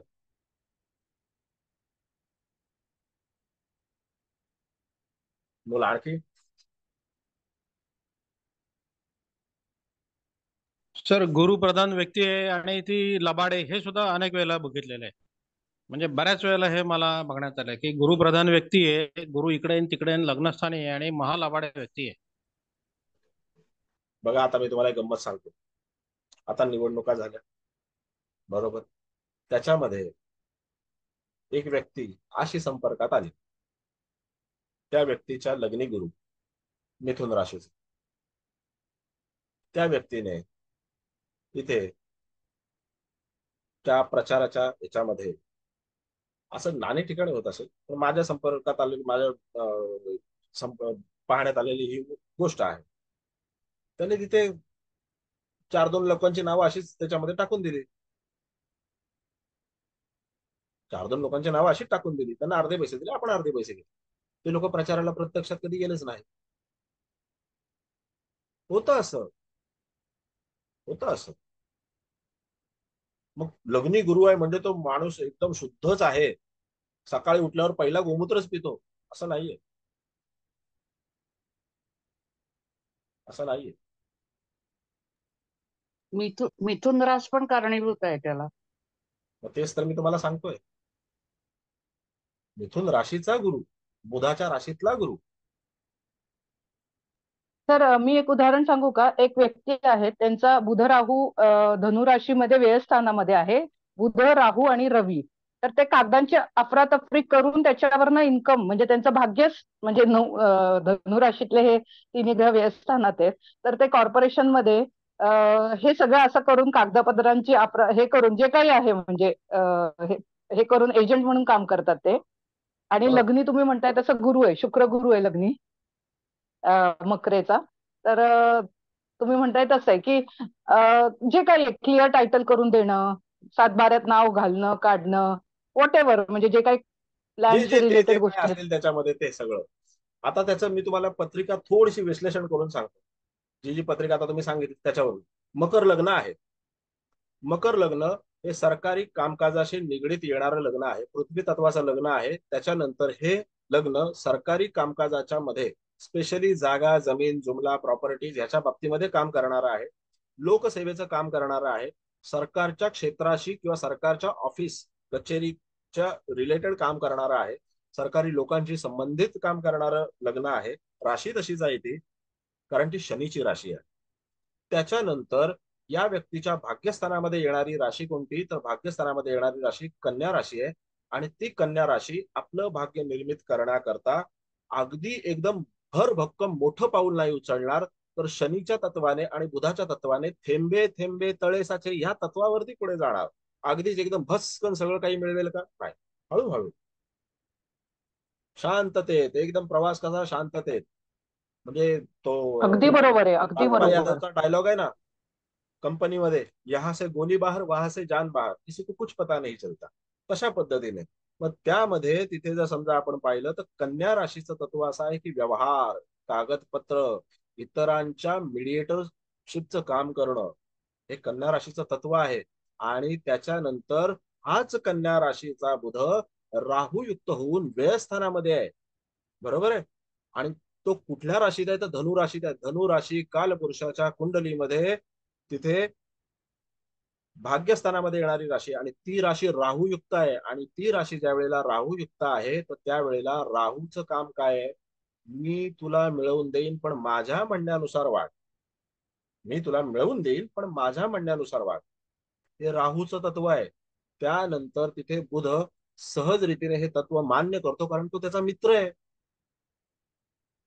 तो शनी सारखा, शनी जरी मित्र असला तरी तो मान्य नाही करणार. शनी आपल्या तत्वाने चालणारा माणूस. बुध म्हणतो ठीक आहे, ओके, तुझा पण फायदा माझा पण फायदा. ओके.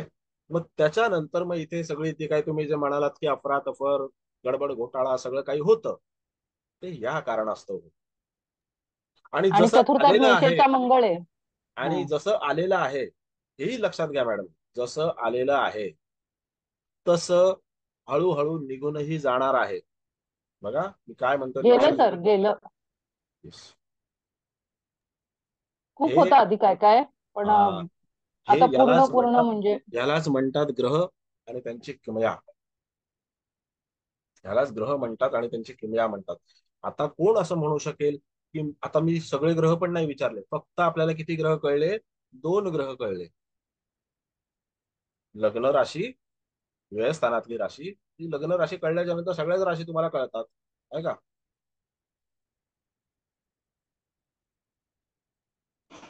सर अजून किती डिटेल सर माहिती काढायची बोलू. अपेक्षा आहे? बिलकुल. बर बोला नांगरे साहेब, काय म्हणताय? नमस्कार सर. नमस्ते.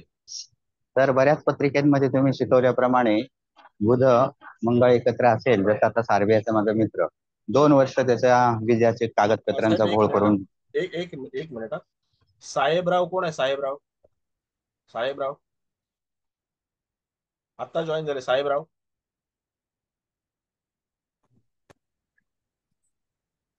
साहेबराव निंबेरकर. हा बोला जरा. हॅलो, आवाज हॅलो. येतोय? हा, तुम्ही हो आता हो जॉईन झाला साहेब 8:45. हो सर, मला माहित नव्हतं, मी आता पाहिलं. नाही, यायचं असेल तर वेळेत यायचं, नाही तर यायचं नाही. बरं ठीक आहे सर. हा, हा. बोला नांगरे साहेब. सर मंगळ बुध लग्नी असणाऱ्या व्यक्तीचा विजयाच्या कागदपत्रांचा फार मोठा घोळ झाला, ज्याचं पर्सनली मी तुम्हाला बऱ्याच वेळा बोलतो. हो येस. 2 वर्ष त्यांचा कागदपत्र, तर आता 26 जूनला त्याचं विजेचं काम झालं, पण त्याचे एकट्याच झालं, बाकीच्यांचं अजून लटकलेलंच आहे. म्हणजे हे आहे.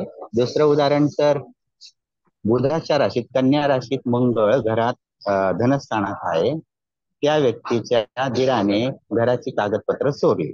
मंगळ आणि दीर मंगळाकडून पाहिला जातो. हे चोरी तुम्ही पण शिकवलेलं मंगळाकडून किती. पाहिली जाते. चोरी पण मंगळाकडून पाहिली पाहिजे, दीर पण, आणि घर आणि घराची कागदपत्र कन्या राशीतल्या मंगळ धनस्थानात. इतकं सटीक उत्तर त्यांना मिळालं, ते म्हणाले असं कोणीच सांगितलं नाही. आता हे तुम्ही शिकवले असे म्हणजे इतक्या ग्रह आणि राशी इतक्या छान बसल्या. नवीन असताना असं वाटलं की हे पण शिकावं, ते पण शिकावं, हा पण क्लास लावा, तो पण लावा. पण म्हटलं आता एक एकच खाऊया, सगळं कोकटेल नको. अगोदर आपण देशी जेवण घेऊया, जे तुमचं पारंपरिक, मग चायनीज वगैरे पाहूया. परंतु आता असं झालंय की बरं झालं ते काही येत नाही मला. एकच येते गोष्ट, ती फार फार छान गोष्ट आहे, जमेची पारंपरिक. बाजू आहे, पारंपरिक. दुसरीकडे कोणी फुकट जरी मला क्लासला बोलवलं तरी मी जाणार नाही. पैसे देऊन तर सोडूनच द्या, वेळ पण कशाला मी घालवेल ते शिकवून उगाच आहे ते कन्फ्युज करण्यापेक्षा. पारंपरिक एकच, जसं ब्रुसली म्हटलो की मला 10,000 फटके म्हणजे स्ट्रोक्स मारणाऱ्या व्यक्तींचा मला मला भीती नाही, पण एक स्ट्रोकची 1000 वेळा प्रॅक्टिस करण्याची मला नक्कीच भीती आहे, कारण त्याचा स्ट्रोक चुकणार नाही. तसं ही करेक्ट. पारंपरिकचीच जर प्रॅक्टिस असेल तर प्रिडिक्शन चुकतच नाही. एक्झॅक्टली. बिलकुल चुकत नाही. आणि मी तुम्हाला सगळ्यांना सांगू इच्छितो की आमच्या नांगरे साहेबांनी बेसिक केलेलं नाही. त्यांना बेसिक माहिती, त्यांनी बेसिकचा क्लासच केला नाही, ते डायरेक्ट डायरेक्ट 10वीला येऊन बसले. आणि पहिलं न्यूनगंड वाटायचं किंवा भीती वाटायची, आता असं वाटतं की काही गरजच नाही. बिलकुल अगदी पत्रिका, आणि कॉन्फिडन्सली ते जसं काही पत्रिका सुद्धा करेक्ट करून दाखवतात. लग्न तर तुम्ही ही तर किमया वेगळीच आहे सर शिकवलेली. ही तर जबरदस्त शिकवलेली आहे. तर ती तर आता 100 पैकी जवळजवळ 40 तरी पत्रिका लग्न करेक्ट करावं लागतात सर. असा रेशिओ आहे. ही गोष्ट आहे. म्हणजे 40 लोक तर पत्रिका चुकीचीच घेऊन फिरत चुकीचीच असतात. घेऊन फिरतात. चुकीचीच घेऊन फिरतात. माझ्या आता घरातलेच भावांभाऊ त्यांच्यापासून मी सार्बियावाल्याची पत्रिका पत्रिका, बदलली. हम्म. ती पण सार्बियावाला बदलली सर. हो. चेतन, त्याची पत्रिका जी आहे, तर तो सुद्धा लग्नी शुक्र घेऊन फिरत होता, आणि तो माणूस हो. असा बलदंड, आणि त्यानंतर 6 फूट पायाने 5 फूट 11.5 इंच म्हणजे 6 फूट पायाने जवळ. लोकांचा इलाज करणारा, पायाच्या अंगठ्याने दाब देऊन लोकांना बरं करणारा माणूस, ॲक्युप्रेशर. अॅक्युप्रेशर थेरपीने. कसा होऊ असा शकेल? माणूस हे लगेच ओळखता आलं शुक्राचा पाहिजे. माणूस कसा होऊ शकेल? हा, हा. होऊ शकेल. मंगळ लग्नी असेल तरच करू शकतो ॲक्युप्रेशर. हा, प्रेशर, प्रेशर कशा, दबाव कशाला म्हणतात? दबाव तंत्र कोणाकडे आहे? मंगळाकडे आहे. ते तर तंत्र तर म्हणजे कोणीच शिकवू शकत नाही लग्नाचं, जे तुमच्या हातोटी आहे. आणि थँक्यू सर, ते तुम्ही आम्हाला इतक्या सहज शिकवलं. आणि ते ती असं काही वेगळी क्लास नाहीये, ते निरंतर चालणारी प्रोसेस आहे. पत्रिका जशा पाहाल तसं जशी पत्रिका येईल, दैवयोगाने कर्मयोगाने मला त्याच्यात चुकीच्या पत्रिका आल्या आणि मला त्या करेक्ट करताना तुमची साथ लाभली, मार्गदर्शन लाभलं की असं नाही, असं पाहायचं, ते डोळे पाहायचे, त्याचा चौकोनी चेहरा पाहायचा, गोल चेहरा पाहायचा, केस कसे आहेत.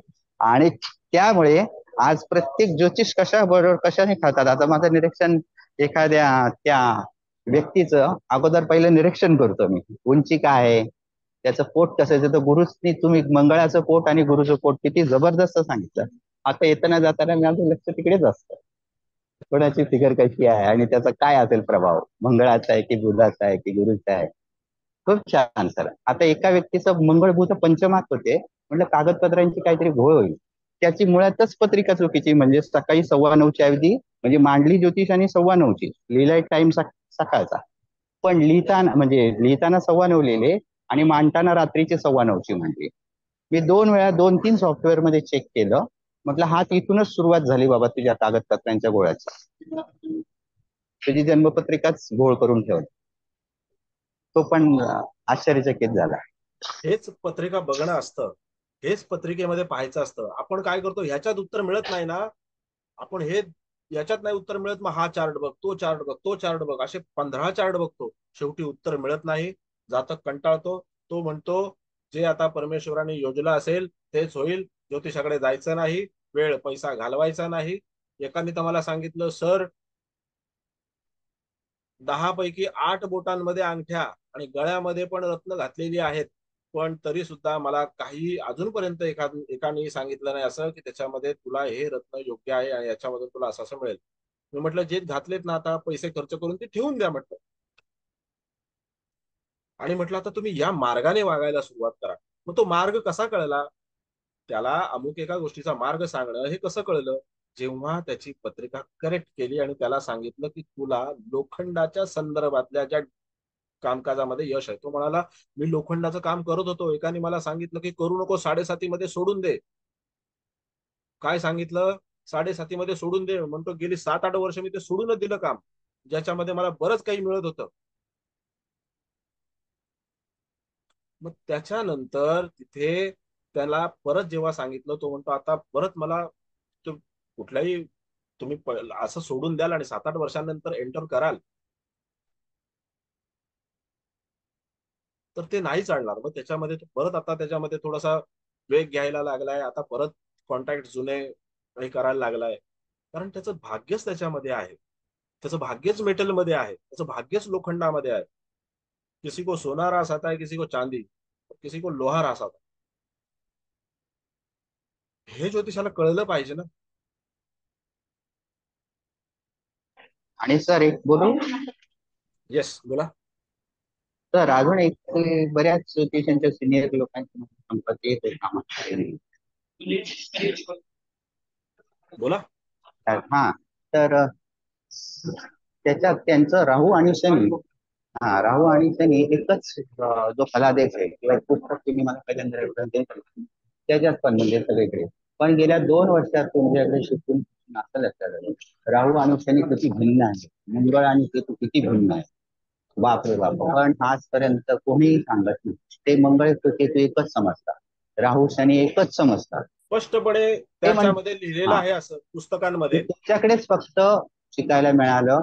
आणि आज ठामपणे सांगू शकतो दोघांच्या किती डिफरन्स आहे. मागच्या 2 वर्षात तुम्ही स्वतः कुंडली किंवा लग्न कुंडलीचे जे सांगितलं स्थानागत फळ, राहूचे फळ किती किती डिफरन्स आहे शनीपेक्षा. खूप फरक आहे. आणि मंगळ केतू तर 2 पूर्व पश्चिम आहे, प्रश्नच येत नाही दोघांना. एक अग्रेसिव्ह, एक विरक्ती, एक किती फरक आहे. अहो अशा पुस्तकांमध्ये आता ह्या पुस्तकांनीच खूप दिशाभूल केलेली आहे. म्हणून मी तुम्हाला आग्रहाने सांगेन की आता ही मागच्या 50-60 वर्षामध्ये लिहिलेली पुस्तकं, 100 वर्षामध्ये लिहिलेली पुस्तक असतील ना, ती बिलकुल हाताळू नका, बिलकुल वाचू. मी रावण संहितेमध्ये एवढी जाडजूड रावण संहिता आणि अशा हस्तलिखिताच्या ग्राफ्स मध्ये लिहिलेली आहे ती.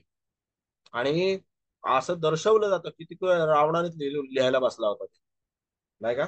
आणि त्याच्यानंतर ती पण हिंदीमध्ये, मग आता रावण हिंदीत पण लिहित बसला होता. आणि त्याच्यानंतर त्याच्यामध्ये हेही दाखवलं की महादशा. तर मी म्हटलं बाबा महादशेचा उगम हल्ली झालेला उगम आहे तो. मीना राव नावाच्या एका गणितज्ञाने याचा उगम केला. त्याच्यानंतर त्याचा जो काही स्वीकार जो आहे तो कृष्णमूर्तींनी केला. आणि त्याच्यानंतर ती पुढे वाटचाल सुरू झाली. रावणाने कुठे लिहिला महादशा? जे अजम्पशन आहे, गृहीतक आहे, आपण ह्याला एक्स मानू असं म्हणतोय, ते एक्सचं उत्तर मिळेल की नाही माहिती नाही. गणित जर चुकीचं असेल तर नाहीच मिळणार. हा एक भाग आपल्याला लक्षात घेतला पाहिजे. कारण आपण नक्षत्रांना बिनधोकपणे सांगतो की नक्षत्राचा स्वामी हा आहे, नक्षत्राचा स्वामी तो आहे. नक्षत्रांचं स्वामित्व हे देवतांकडे. एक हायरार्की आहे, एक हायरार्की असते. असिस्टंट मॅनेजर सांगेल का सिनियर मॅनेजरचा मी बाप आहे म्हणून, बॉस आहे म्हणून? नाही सांगणार. ग्रह खालून भ्रमण करतोय, त्याच्यावरती नक्षत्र आहे, त्या नक्षत्रांचं विभाजन राशींमध्ये झालेलं आहे. तो नक्षत्र, तो ग्रह जो खालून भ्रमण करतोय आणि तो नक्षत्र जो वर आहे आणि तो त्या ग्रहावरती परिणाम करतोय, तर हा ग्रह त्या नक्षत्राचा बाप होईल कसा? तिथून सगळं चूक चूक चूक चूक चूक. चुकीचा पाडा आपण पाठ करतो, चुकीचा पाडा आपण जातकाला वाचून दाखवतो, आणि मग तिथे आपण आपलीच किंमत कमी करून घेतो. कधी कधी जातक अडाणी असेल ना, ठीक आहे, पण सगळे जातक अडाणी नसतात. जो जातक स्टोऱ्या भरपूर सांगतो आपल्याला, हे सांग ते सांग ते सांग, तो बिचारा त्रस्त असतो. काही काही जातक एकदम सटीक असतात, कट टू कट प्रश्न विचारतात. माझा हा प्रश्न आहे, असा असा आहे, काय याचं उत्तर? हे होईल का, ते होईल का, अमुक होईल का, ते तमुक होईल का? तिथे खरी कसोटी लागते. जातक शार्प असेल तर तो बाष्कळ बडबड ऐकून घेत नाही.